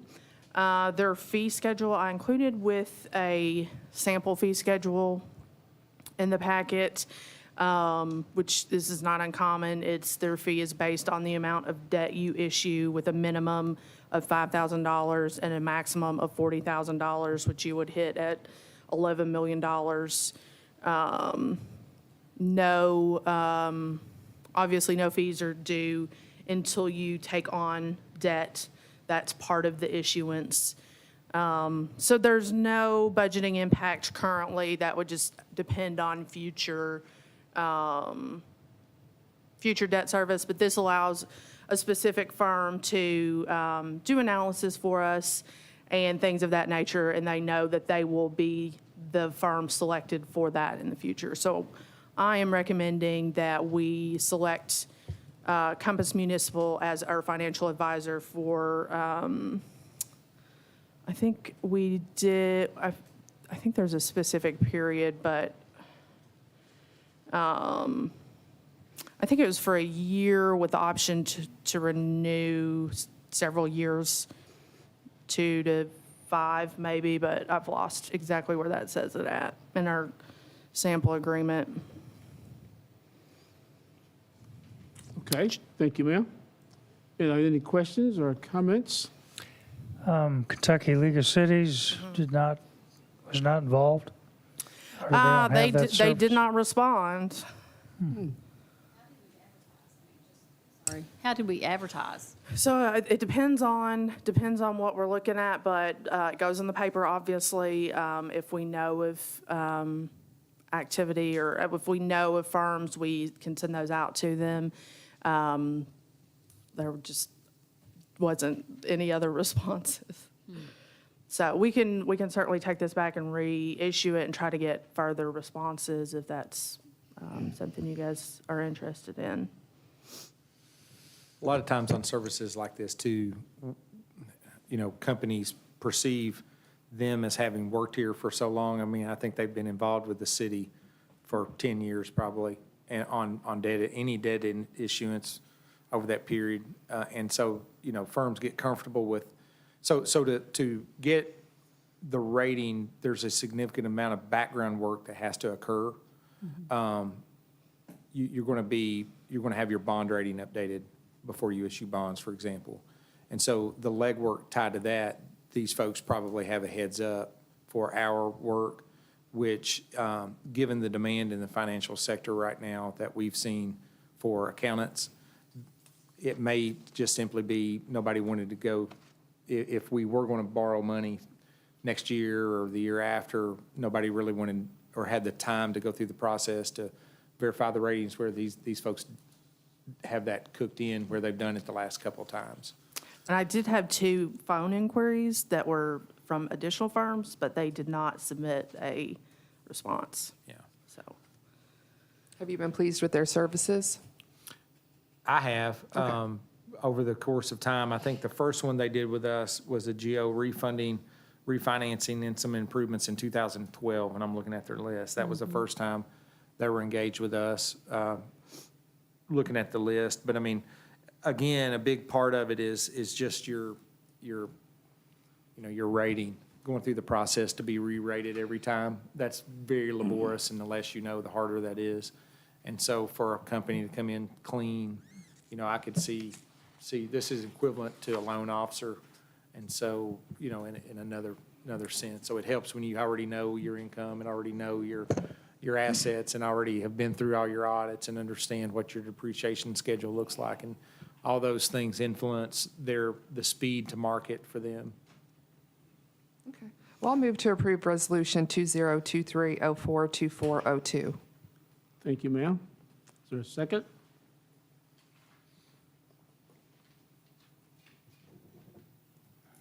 Second. Oh, you don't have, oh. Thank you all. My comment was going to be that it was interesting to look at their client list that they're doing the school districts in our city and county, and they're also doing our county government. So they're well invested inside of our community. Any other comments? If not, Well, they certainly seem to be experienced, as you just stated.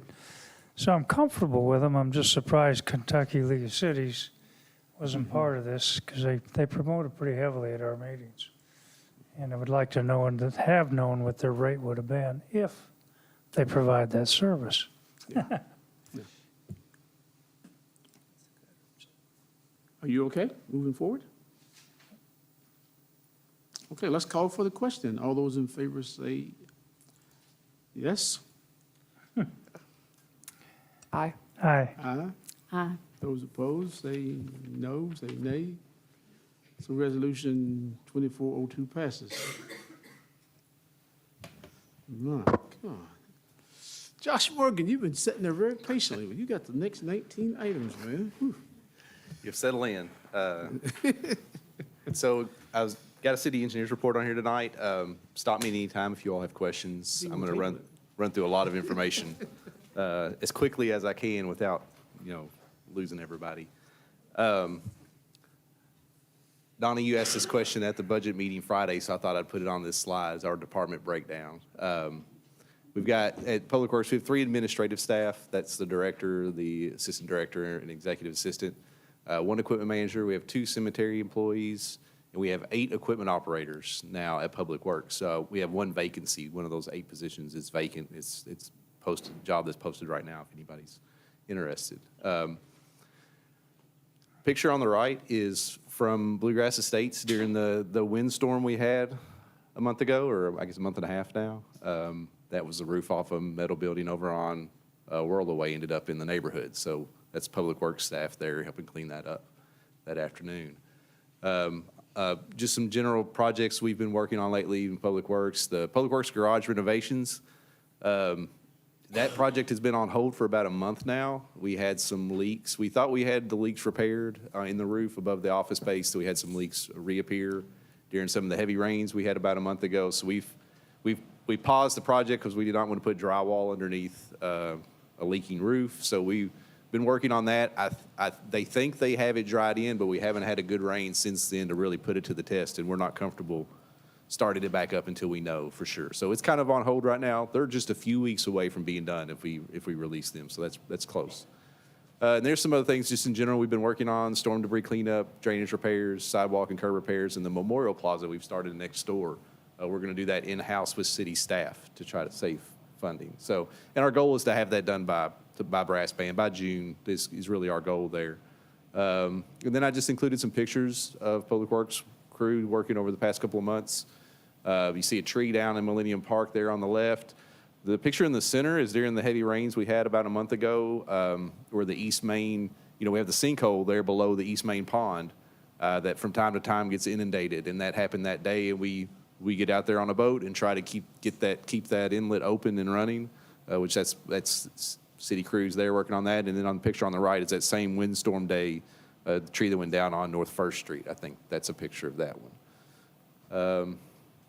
More pictures. There on the left is the sidewalk in front of the new section of Bellevue Cemetery on North First. The city staff completed. There's the new stairs going down to the Memorial Plaza. They just poured last week here in front of City Hall. And then on the right, that's Maple Avenue, just north of Cottage Manor, where from time to time we have heavy rains, water stands on Maple Avenue. We've gone through and cleaned up that drainage in that area, put new inlets in and new pipes, and we're hoping that will help with that problem moving forward. They're going to move to, they've got a couple more drainage projects like that they're going to work on here soon. The one is on Jefferson and another on South 2nd Street down just below KSD. Okay, streetscape project. Just a quick update on it. You can see the budget numbers there. This is the first time I actually changed the substantial completion date from June 1st to July 1st. So our goal, we're pushing as hard as we can, but I'm trying to be realistic about when I think we'll get the sidewalks completed.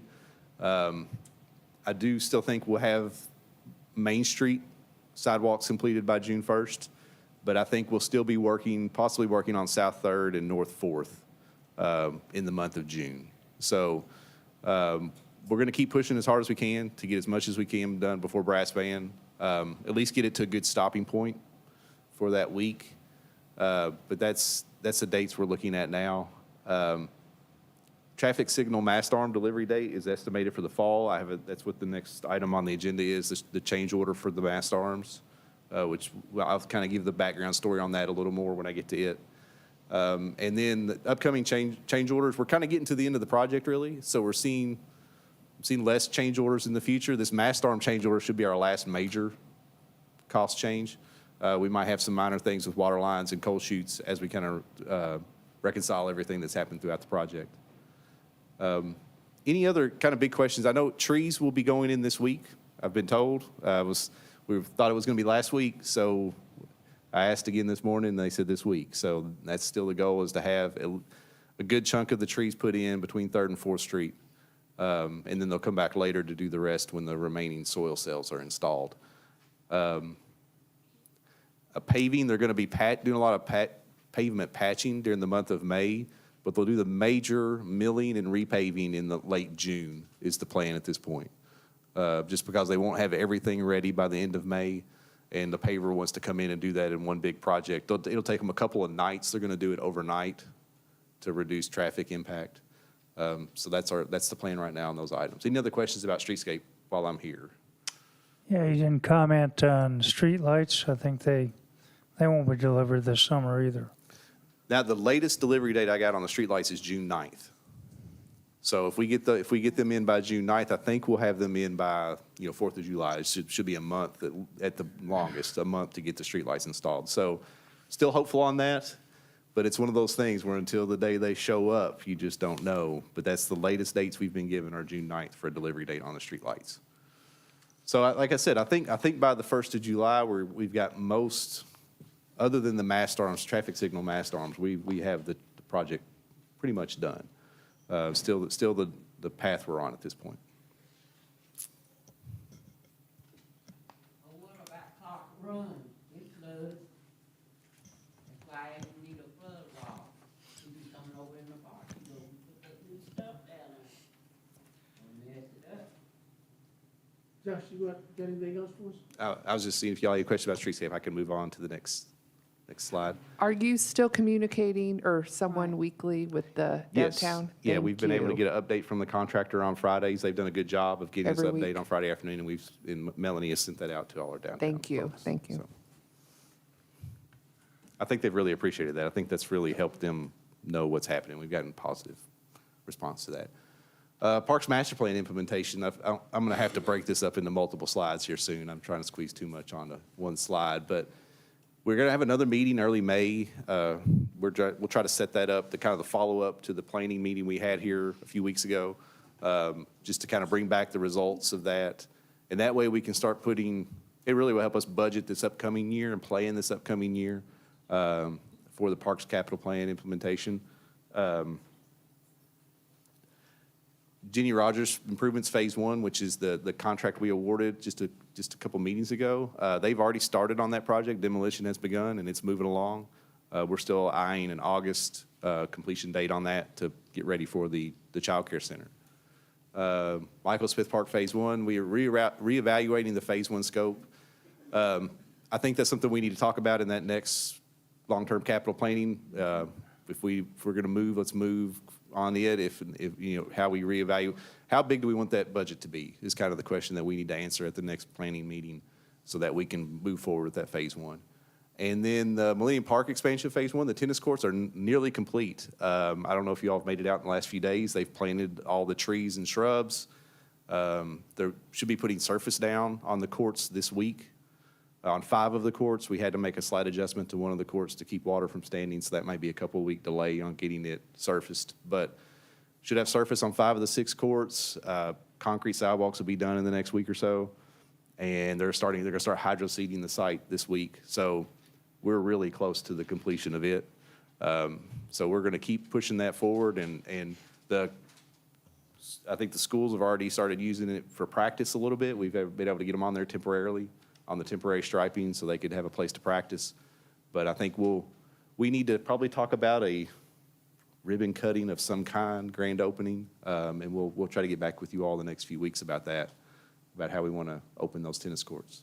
They look great. I think everybody's going to be really excited about them when we're able to get them finished. Josh, I'll help you with the update. I drove by today. All the concrete sidewalks and asphalt parking is done. Yep.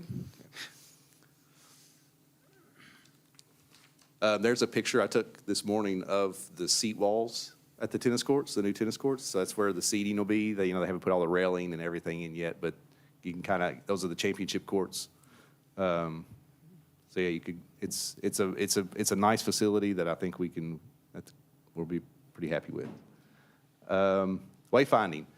I didn't really even change this slide, but we have had a lot of positive movement over the past 2 weeks. We got a response from KYTC. It wasn't an approval, but it was another list of things to change. The good news is they are pretty well good with our design, which is similar to what you see here. There's some slight tweaks with text and arrows. We're having to add a thicker line between the destinations, things like that are just design changes, but nothing major. So they're good with our design. The biggest thing they did this time, they asked us to, they went through the spacing of all of their signage and where we were placing our signage, and they're wanting us to move a bunch of signs. Not just our sign, they were wanting to move a bunch of their signs as well to get the spacing right. So our consultant is setting up a meeting with them. I'm going to go to Lexington, and we're going to go sit down at the district office and just work it all out and get it to a place they're happy with and we're happy with, that we're not paying to move 10 times as many signs as we're installing, which is what we were looking at now. So we're moving it forward. We're making progress. You know, I've made it a priority to keep this moving as best I can. And I think we're close. I think we're within the next month or so be able to advertise this and start looking at putting signs up. So we've made some good progress on it. I have a question here, Josh. Yes. As concerning moving the signs, I know that there's talk of us having to pay to move their signage. Can we not just put our signage the correct distance off of theirs and not even touch theirs? Well, they've got theirs spaced at their distance, so ours has to fit in there somewhere. So we either, you know, if we want to put ours anywhere close to any of theirs, then they want 200 feet between every sign, no matter what the sign says. So if they have 200 feet between their signs now, if we want to slide ours in there, then we have to spread everything out to get the 200 feet between their sign and our sign as well. It's an engineering thing that we'll just work through the right solutions. We may eliminate we may talk about replacing some of their signs with our sign and seeing if we can just declutter. We need to sit down and have a real long conversation with them about the most practical way to address each of the things. I think that's just, this is going to be something we need to go up there and do. Yeah, I hope you'll come to some agreement because, you know, we could either put the signs on either end, which Right. doesn't move it. Yep. And certainly if there's signs out there already that are stating what our new signs say, then we can just take that place. And I think, and I'm at a point too where I think we were trying to, I think it was 18 signs were part of this initial package that we were trying to do. If we can get good, solid solutions on 10 of them, let's just move forward with those 10. Let's just get something going. If we've got to do some more work on a few to get them in the right. I think once we have the design approved, which is the design for all the signs, now we can let's get a handful that we can just do. Because we'll probably bid this out as a unit price contract anyway. We'll bid out, hey, how much is it per sign to do the installation?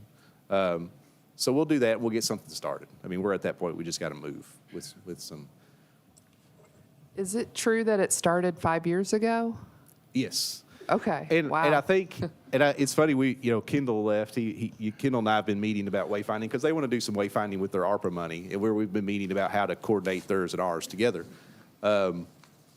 We know that, we were looking at, he was showing me Facebook posts of other cities' wayfinding signage, and we saw Harrisburg's it seems like overnight, but then the Harrisburg tourism person told Kendall it took them 5 years as well. We looked at the Facebook post for Murray, Kentucky, and then their Facebook posts when they were announcing them, they said, after 9 years of hard work, we finally have our wayfinding signage. So I think this is kind of a standard. It's crazy, but it's a standard kind of timeline that it takes communities. The other thing is, you got to remember, it didn't start out as a city project. It started out as an application by the Industrial Foundation to clean up some of the access signs to the, quote, industrial park. Simultaneously, while the Arts Center was they had a grant to get some signage to the Arts Center. And as those applications were going through District 7 identified sign clutter as an issue for our community and asked the city to take the lead on cleaning that up. And hence, we got a wayfinding project out of it. 5 years later, 6.5 years later, we're still getting to talk about it.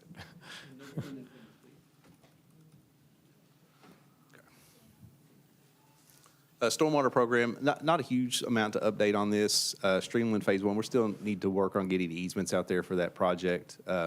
It's really kind of narrowed down to a very small project at this point due to some issues with some other property owners, but we're still working on that. Still working on stormwater manual update. Subbasin F assessment, we commissioned a few meetings ago, selected the firm that's going to help us with that, and I got a scope and fee from them Friday that I'll have at the next meeting. It wasn't here in time to get on tonight, but I'll have it at the next meeting to get them started.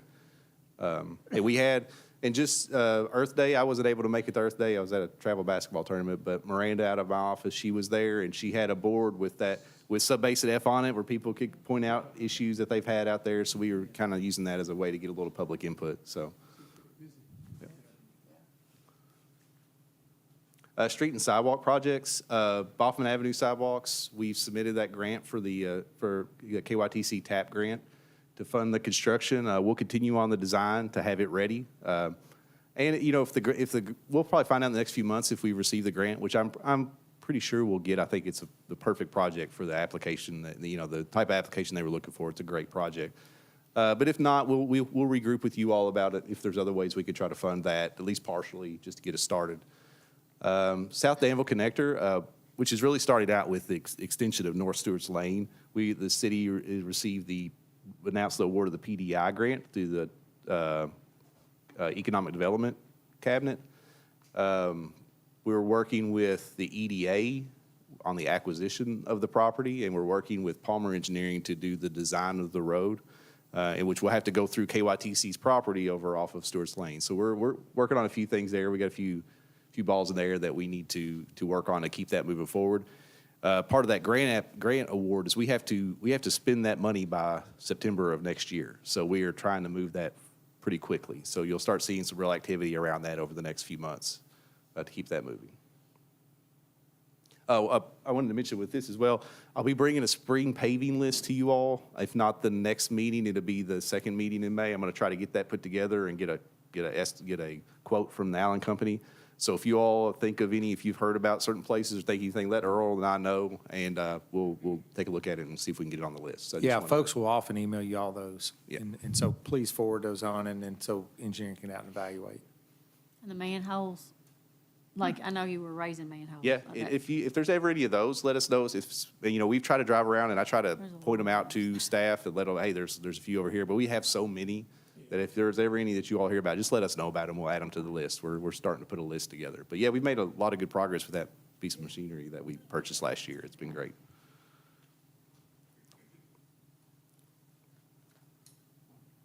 Oh. Trail system. The encroachment permit for the Stanford Avenue pedestrian refuge island has been approved. So Palmer Engineering's working on bid documents. I think we'll probably have those in the next few weeks. That's another project that we'll try to start this summer, and hopefully have completed this fall. It's not a big project. We're looking, you know, so it shouldn't take a few months to complete. And I think I've mentioned this before. The Trails Alliance is working on updating the Trails Master Plan so we can include it in the upcoming comprehensive plan process. Mark Morgan was at the Earth Day Festival. He had a map that I provided to him to take down some notes from people and comments, and hopefully we got some good public input at Earth Day Saturday on that trail map. Cemeteries have the bid documents from the architect. Those were received last week. I cut out a rendering out of the drawings to put on there of what will be at Hilldale Cemetery. On the back side of that wall will be columbarium niches. So that's something new the city will be doing. The cemetery committee talked about and was important to them that we include that.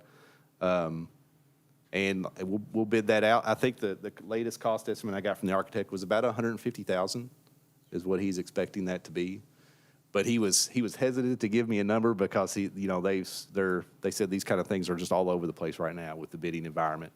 It depends on the materials. It depends on a lot of different items. So we'll try to build that as cost effectively as we can. I think if there's some slight changes we can make to make that a little more affordable, we will.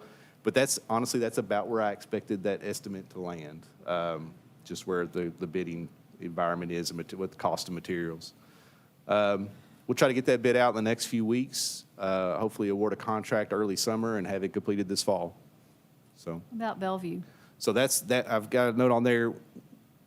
I've got in my capital plan for next year is to get that design done and maybe be on the same schedule as this for next year. Maybe a little bit ahead if I can, now that we have this design selected, maybe get that bid out this fall if it fits into the capital budget and get it bid out this fall and built by next spring, that kind of timeline. So I think we kind of worked out all the issues planning-wise getting to this point with Hilldale that we can just slide right into Bellevue. And appearance-wise, I mean, we could, we've discussed amongst ourselves in the cemetery committee, how much do we vary in looks from one to the other? Do we build the exact same thing? Do we build something really similar, just slight changes to maybe colors or material? That's something that we can I'll talk to the cemetery committee more about and bring back to you all, and we can discuss as a group of what we think. Also wanted just to bid this out and get a price and see where we were in the, there and before we move forward with Bellevue. And I mentioned to get up there, the Bellevue expansion is complete and those plots are available for purchase, so. And then miscellaneous projects, parking garage elevator, storefront enclosure, it's a long title for a project. We're gonna award that. We're gonna look at bids for that here later in the meeting, but that's storefront glass along the elevator shaft on 3rd Street at the parking garage to keep water from getting into the elevator shaft. We've had a lot of issues with water there. The 2021 Land and Water Conservation Grant, I've got the playgrounds, I've got those on the agenda tonight as well to be ordered.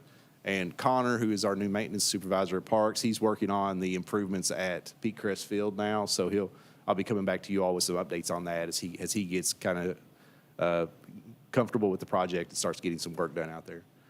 Police department renovation, we met with the architect 2 weeks ago, walked through the project again with police, and that project's moving forward. I'm hoping we'll start getting some conceptual designs here pretty soon to bring to you all and have some good cost estimates that I'd ask them in May to have some kind of cost estimate that you all could look at providing in your capital budget for next year, so that when they get that design done, we could be ready July 1 to start the work. And pickleball courts. So we're going to install the temporary nets at Jackson Park. We're going to move 4 of the temporary nets there and leave 2 at Jenny Rogers so that indoor play could still be available. We're going to try to make that happen this week. I talked to Connor this morning. He's going to try to get those installed.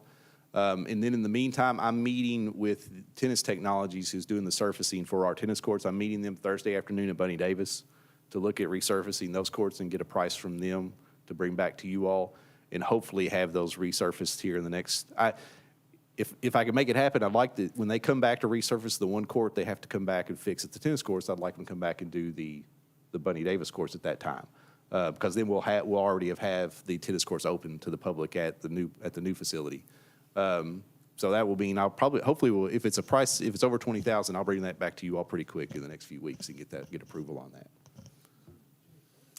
What about, I'd like to get input back from the pickleball community on the current surface at Jackson and whether it needs to go to that tennis court grade or not. I saw people out there playing. It seems like they're satisfied, but I don't know. Yeah, I think we could talk about it. And I think one thing we could do is, if we get the 6 courts installed at Bunny Davis and we're having a capacity issue, then I think Jackson Park's the next step, right? You go back to Jackson Park, expand 6 into their new surface.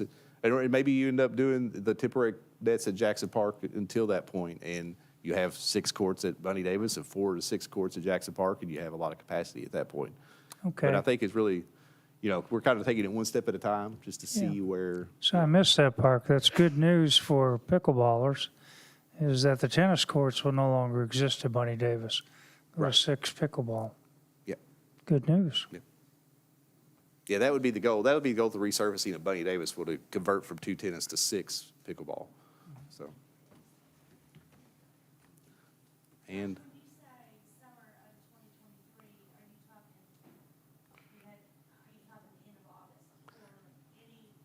I'm always conservative.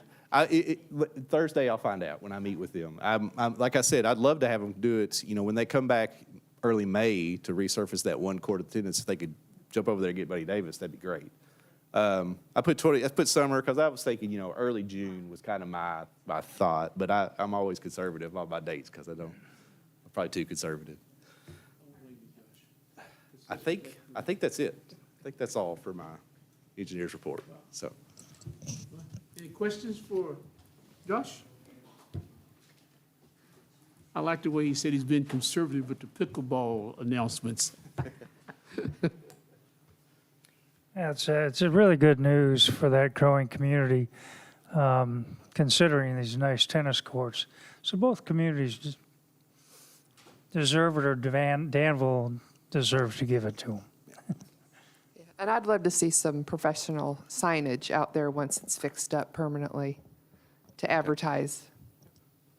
For the pickleball courts? Oh, well, you got Jerry Carter back there, just stick him out there.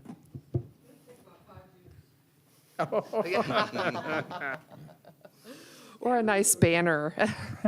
Speaking of 5 years, I wanted to make this ridiculous comment. We're waiting 5 years for wayfinding, but the sidewalks in Boffman are about 30 years in the making. 42 is what they said at the meeting when we had a meeting out there. So, Up, Brother Rick, but it's all right.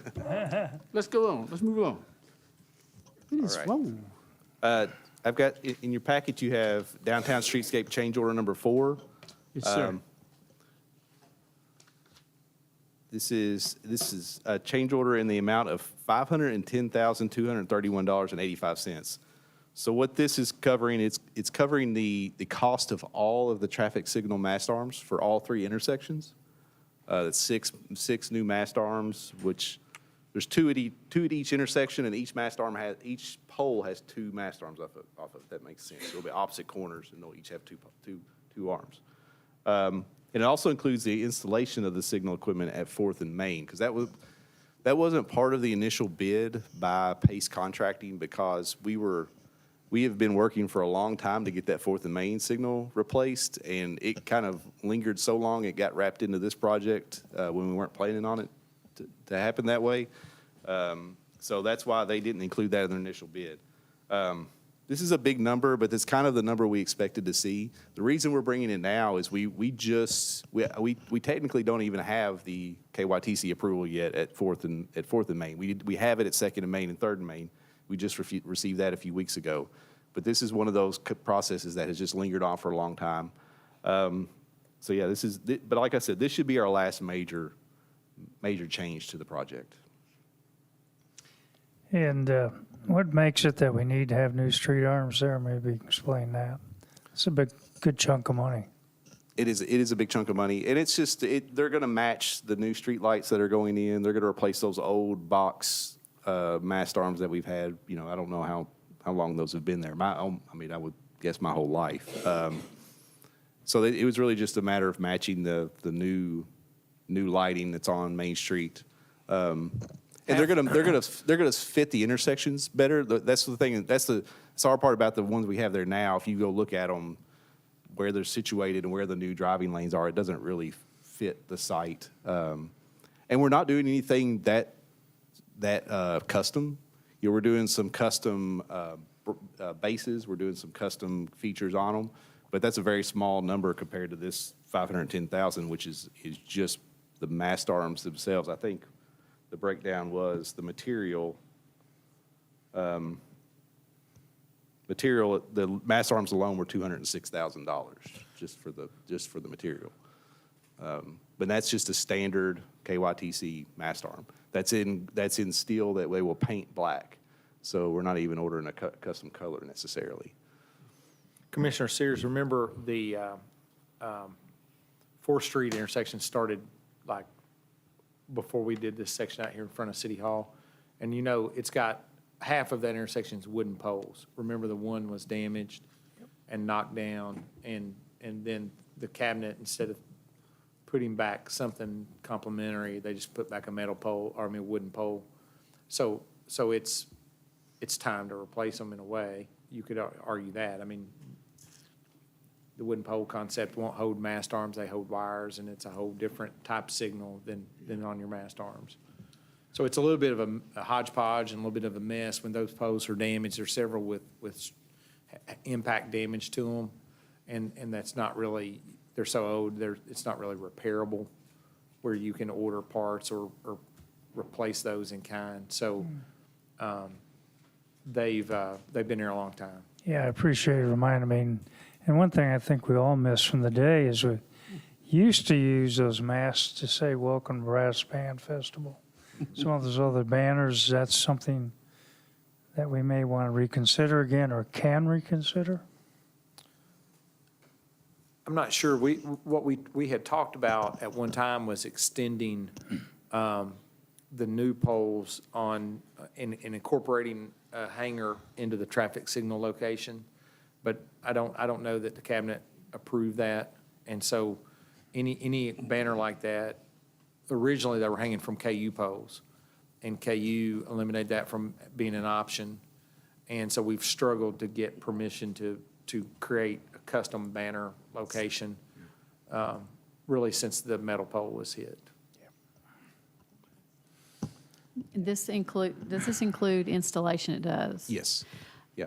My big question is, are they going to tear up the sidewalks So we're kind of, to do this? they're going to have to cut out a section of concrete they just poured to do this. And I made that decision because it was either that or leave a square for, we're looking at maybe 4 to 6 months delivery time on these. And the contractor was like, that's actually easier for them. They were like, it's easier for us just to pour this. And they're not even asking for a price change on that. They're like, we'll come back in, we'll cut that square out, Okay. pour the new base. They said they liked that. That's why that first corner they completed up there at 3rd and Main. They were able to do that because I told them just to go ahead and pour it. They were waiting. They stopped here at 4th and Main. They were kind of holding up because they didn't know what to do about the bases for these poles. And I told them, just go ahead and pour the concrete. And they thought that was a good idea on their end. They said that wasn't a change for them. So, Okay. yeah, they'll have to come back in. But, you've seen the saw cut pattern they have. It's a 5-foot pattern. They'll just cut one of those. They'll come in and they'll just pull one of those 5-foot squares up and pour Okay. the base where it goes. So that's something we've worked through. Just look at it from a pedestrian standpoint. If we can get it to a point where that's all that we have left as a remnant by the 1st of July is those old mast arms. That seems like a good resolution to, might sit there for a few months like that. We've even Melanie and I even talked about putting little signs on those old mast arms, like to say, hey, we're getting replaced kind of sign that's, excuse our mess kind of thing, just so people know we didn't do this whole project and left those. Because if you go look at them, especially the wiring at the bottom and everything, it's really in bad shape. Those doors fall off all the time. There's wires sticking out. So they definitely look like they need to be replaced. And that's another thing too on this change order. So I don't know if you say we have to. We don't have mast arms right now at 4th and Main because the one got knocked over here. That's just 10 years ago, I think, at this point. And that's, 195,000, well, no, 192,000 of this change order is just the installation of those mast arms at 4th and Main. Because that wasn't included in the initial bid because we had it separated out because we've been working on it. So if we do the to add the mast arms at the other 2 intersections is probably just a third of this total 500,000. When we go through designs, like at 4th and Main with those signals, that gets so far away from a standard permit application. And so far, there are so many layers of review for that at the state level. It is astonishing just how long that takes at an intersection. And in the local community's defense, Dwayne Campbell's tried to help us. Josh has worked on it. Different people, we've had 2 different consulting firms work on it. I really don't know how you speed that up, and that's no fault of the state per se. On 3rd Street, we ran into the same issue with the street lighting on the 3rd Street section. And if you'll remember, we had a grant that was delayed 4 years before we could actually start construction. That wasn't because nobody here pushed it. That was because the lighting standard changed while it was in design. And so this cabinet necessarily took much longer to review, and it caused a redesign of the lighting and caused third-party contractor to have to get involved, and just took forever. And so I say that to all parties involved, the city, the community, when it comes to situations like that where it's a heavy engineering lift on the state side, it seems like it takes forever, and it does feel like that for us too. But at the end of the day, there's so many layers to it that we just don't have any control over locally. And again, I'm not even faulting the state. The state's got multiple layers. It's got to go to Frankfurt. It's got to go to different consultants on their side. It just takes forever. And so we just appreciate everybody's patience with those, and appreciate the contractor and Josh being creative and trying to figure out a way to where that looks appropriate until they can go through that process. Okay. Well, I'll go ahead. I'm going to move to approve, now that our questions are answered, which we needed, thank you.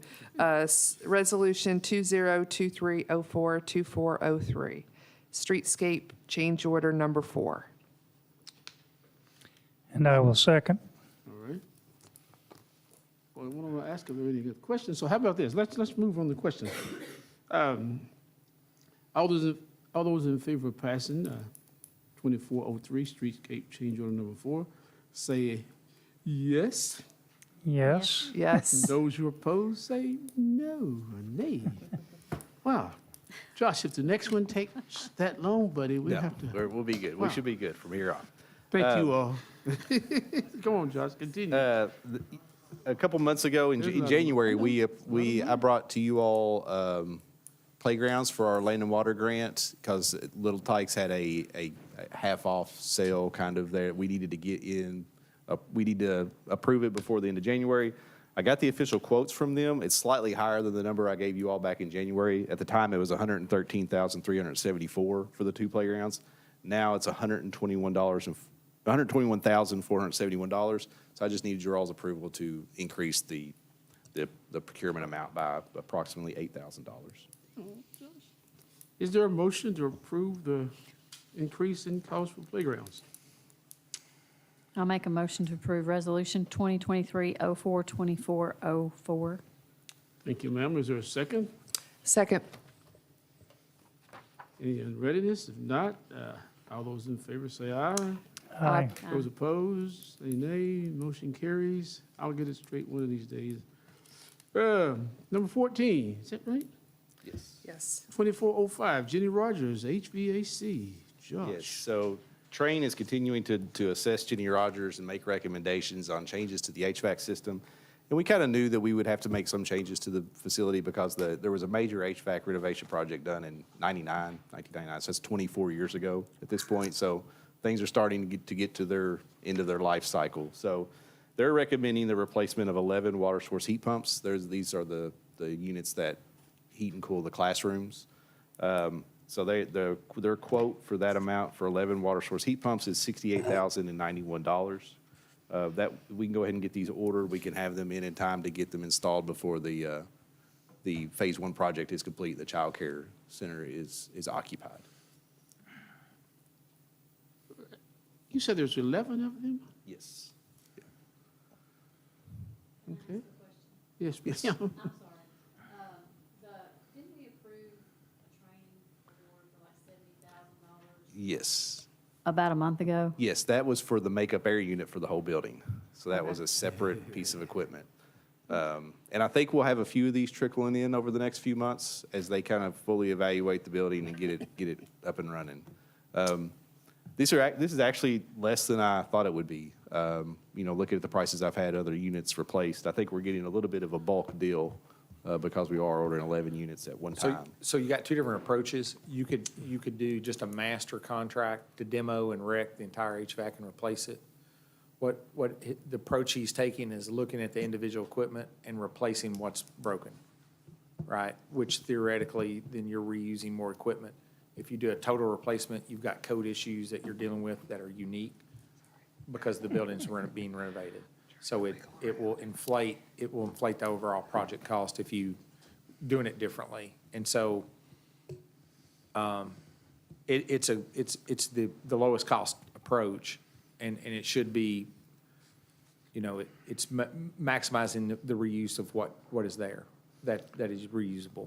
I hope that makes sense. Yeah, we're going to see a little bit of savings because we're going to have the ceiling grid out of these rooms while we put in the new sprinkler system. So they're going to try to coordinate that they can get in and install these because these units are in the ceiling, above the drop ceiling in the classroom. So they're going to try to get in and do that while the ceiling grid's out. So there's some efficiencies there. And I think this will set us up, this is one of those things where this will set us up for success for the next 20 years, hopefully. We don't have to go back and approach these units again. Okay. Other questions, comments? Some more palatable money right here. Yeah. Is there a motion? Yeah, I'll move to, accept resolution 2023-04-2405. I'll second. Thank you all. All those in favor? Aye. Aye. Opposed? Nay. Thank you. Motion carries. Josh, 2406. Yes, we opened bids last week for the elevator storefront enclosure at the parking garage. We received one bid from Kid Glass in the amount of $54,714, which we're very pleased with. We actually, I think we budgeted $150,000 for this project. So we kind of knew this, once we got the design done and looked at it and talked to the consultant about the estimate, we knew it would be lower than the 150, but we're very pleased with $54,714. And Kid Glass is a local company that we've worked with on other projects, so we're recommending award. Is there a motion?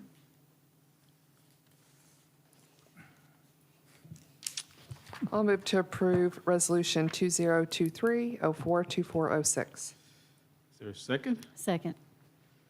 All those in favors? Aye. Aye. Those opposed?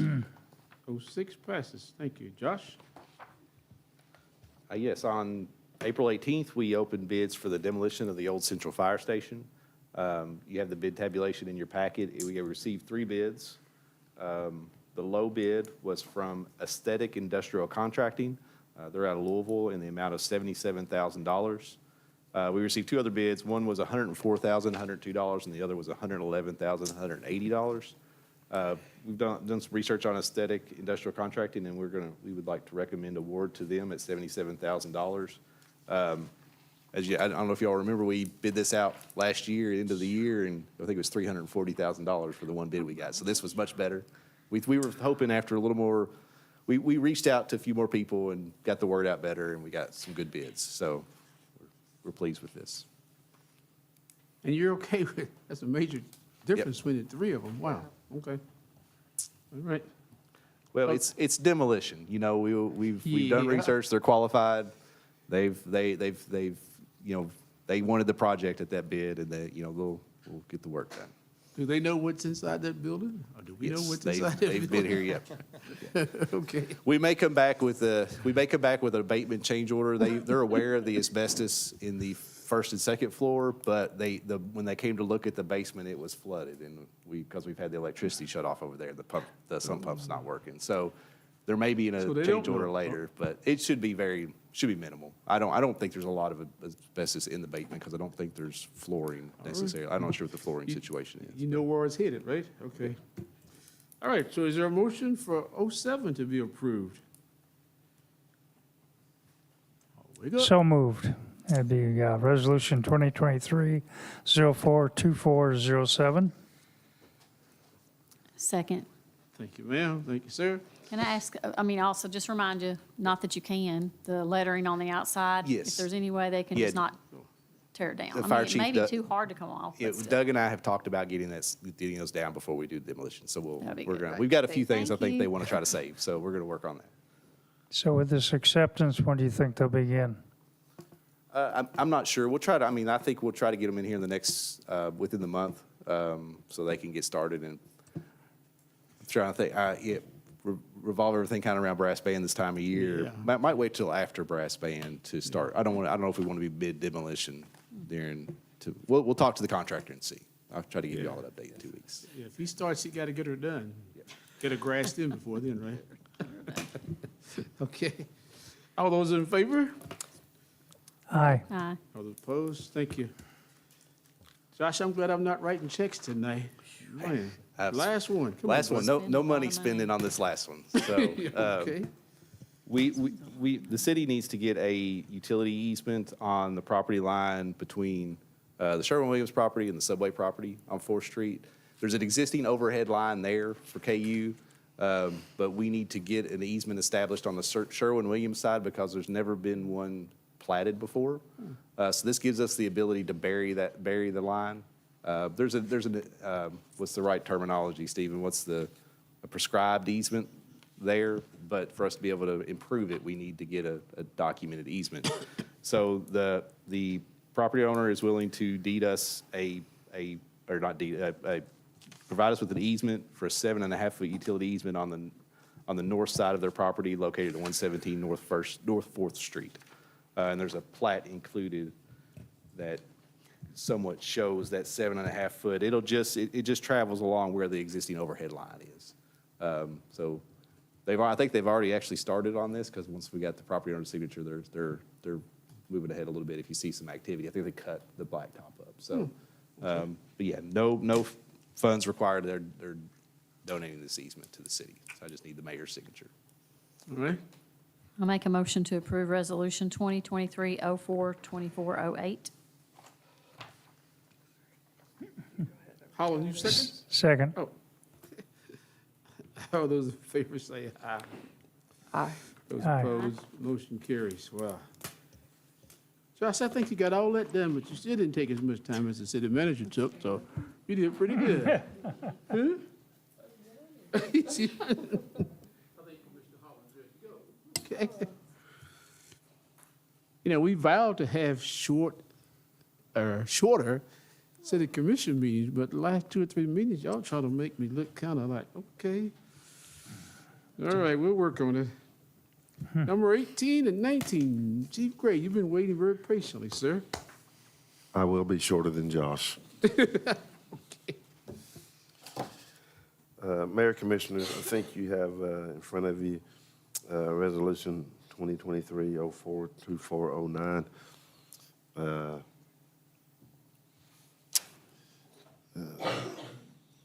Our finance officer, Lee Compton, advertised an RFP for security services at the parking garage. I think somewhere around 2020, 2021, we were documenting lots of vandalism and some criminal behavior at the parking garage outside of times or coinciding with times that law enforcement could not get there and provide adequate security services. We were getting complaints from hospital, from nurses and staff that, you know, people in the parking garages when they were getting off at midnight or, you know, very early hours in the morning, and just general security issues. At that time, we spoke with the city manager, and we contracted with Nighthawk Security there for usually back in that time for about 3 months, part-time for some of those security services. As we've seen our homeless population increase, also we have a large population of individuals we run off from some of the parking lots at like Lowe's, Walmart, big lots that we kind of chase around in the afternoons already, that with cell phones, they will congregate at the parking garage without us knowing it. We've also had ATVs, four-wheelers and things like that get in the parking garage. At times, you know, we just cannot be there 24/7. So we've been contracting with Nighthawk Security Services. During that time, it's ended up being something that we've had to do pretty much on a year-round basis now. We set out, advertised for an RFP for security services. We received one bid. We've been satisfied with Nighthawk Security Services, and we recommend that we accept that bid on a yearly contract. Okay. I'll move to accept Resolution 2023-04-2409. Thank you, sir. Second. Now, any questions? Yeah, so Chief Gray, this is usual bill runs, so you kind of dictate when they need to be there, when your staffing is low, or there's not a definite monthly fee? What we've been doing is them from Tom Bustles, the owner of Nighthawk Security. He's here with us tonight. But usually they go from like 9 p.m. to 2 a.m. During that time frame, which is our second heaviest call volume times as far as the police department is concerned. And we have, since that time, I think Josh can verify, I've talked to Bridget, we've not had the vandalism, people setting off fire extinguishers, things like that at the parking garage since we've employed their services.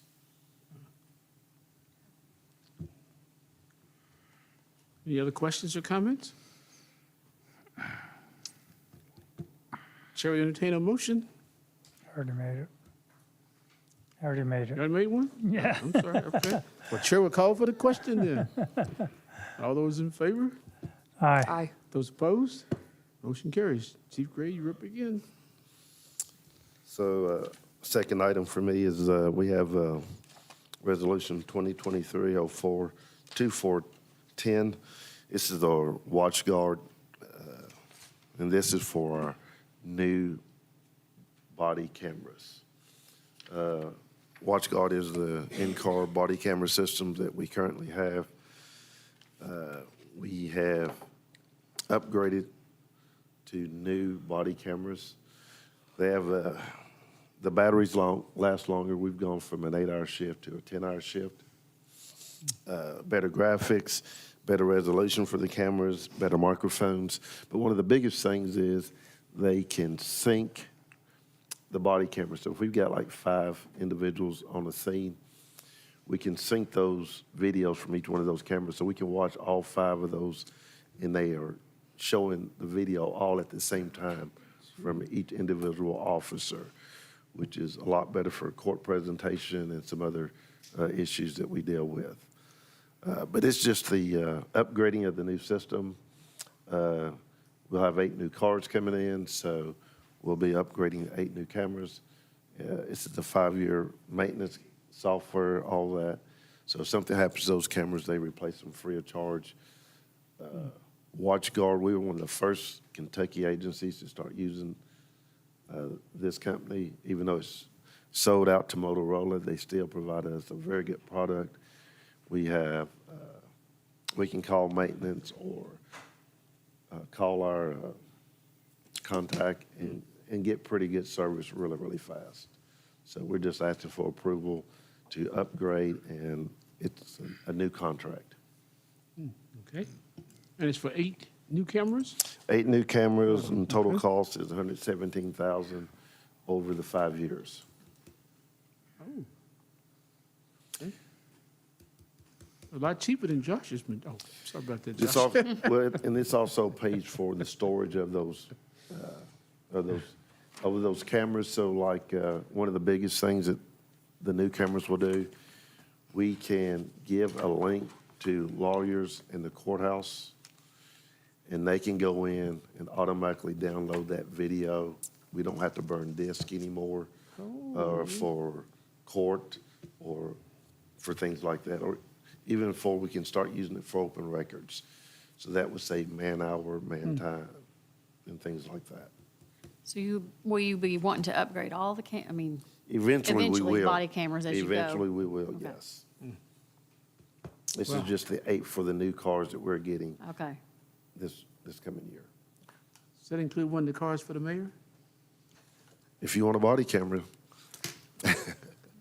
Just joking. Okay.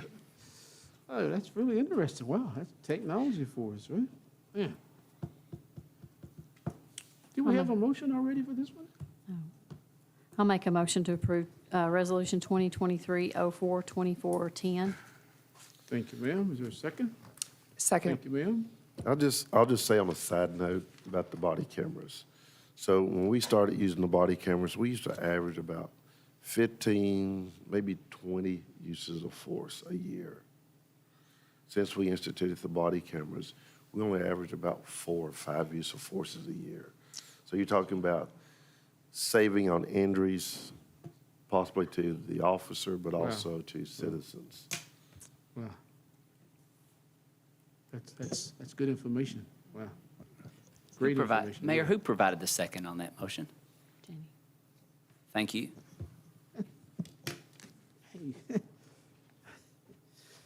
All right, let's carry the motion then. Or did we carry the motion? You made one, right? All those in favor? Aye. Those opposed, say nay. Okay. Stephen Dexter, you. Last Wow, item good, and sir. least. Yeah. Um, Hey, before you go, is there a need? Not by my account, but there is by other staff account. Oh, man, I saw Randy Board walk in here, so there's a. All right, Mr. Dexter, I'm Yeah, sorry. that's right. Okay. Man. Quickly, you'll remember as the city acquired 415 West Main Street and then immediately leased it back to the Art Center of the Bluegrass, there are certain capital improvements that they are responsible for in the fit-up of the building.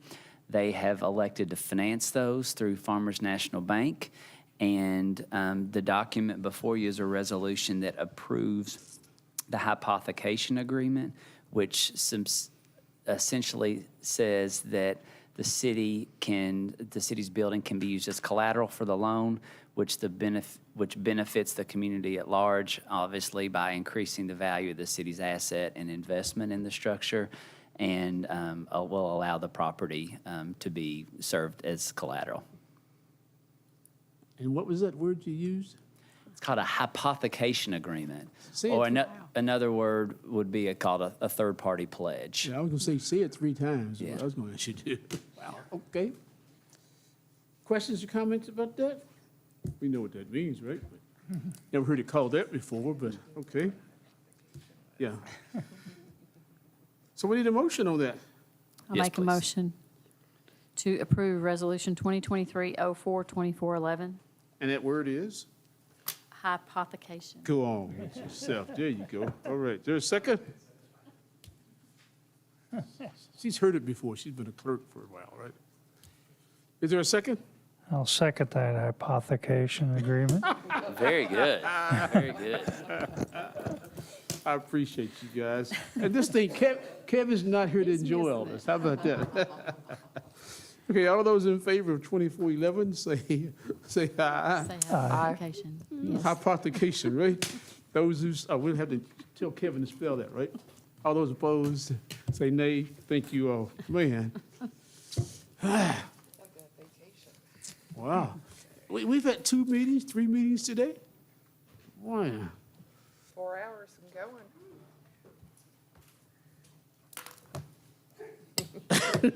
Well, we've been put on notice, so the chair is open for a motion to go into executive session pending personnel, I assume. Personnel.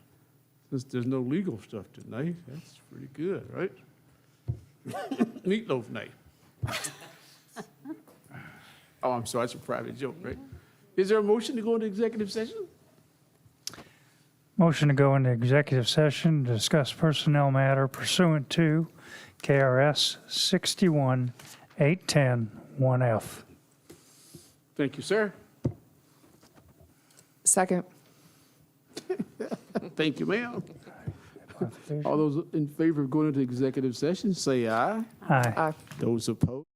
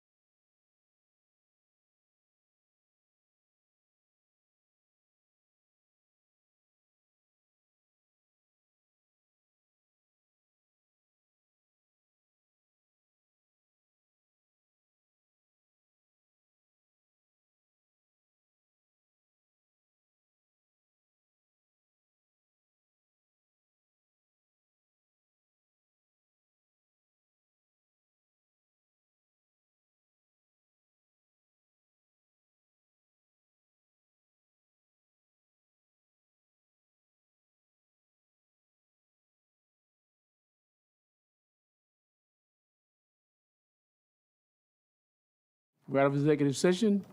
Mr. City Manager, you have a couple things for us? Thank you, Mayor, Commissioners. I would like to recommend the promotion of Chris Wentz to the position of Police Captain. I'll make a motion to approve. Is there a second? Second. All those in favor say aye. Aye. Aye. Aye. Those opposed say no. Motion carries. Thank you. Congratulations.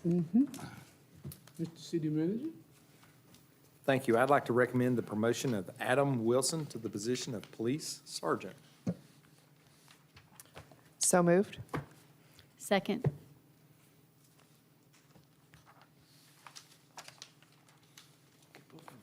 I already got one. Gave it to me the other day. Oh, I'm sorry. All those in favor? Aye. Aye. Thank you all. Congratulations to that young man as well. Chair will entertain a motion to adjourn. It's late in the evening. Is there a motion to adjourn? I'll move to adjourn. Is there a second? I'll second. All those in favor say aye. Aye.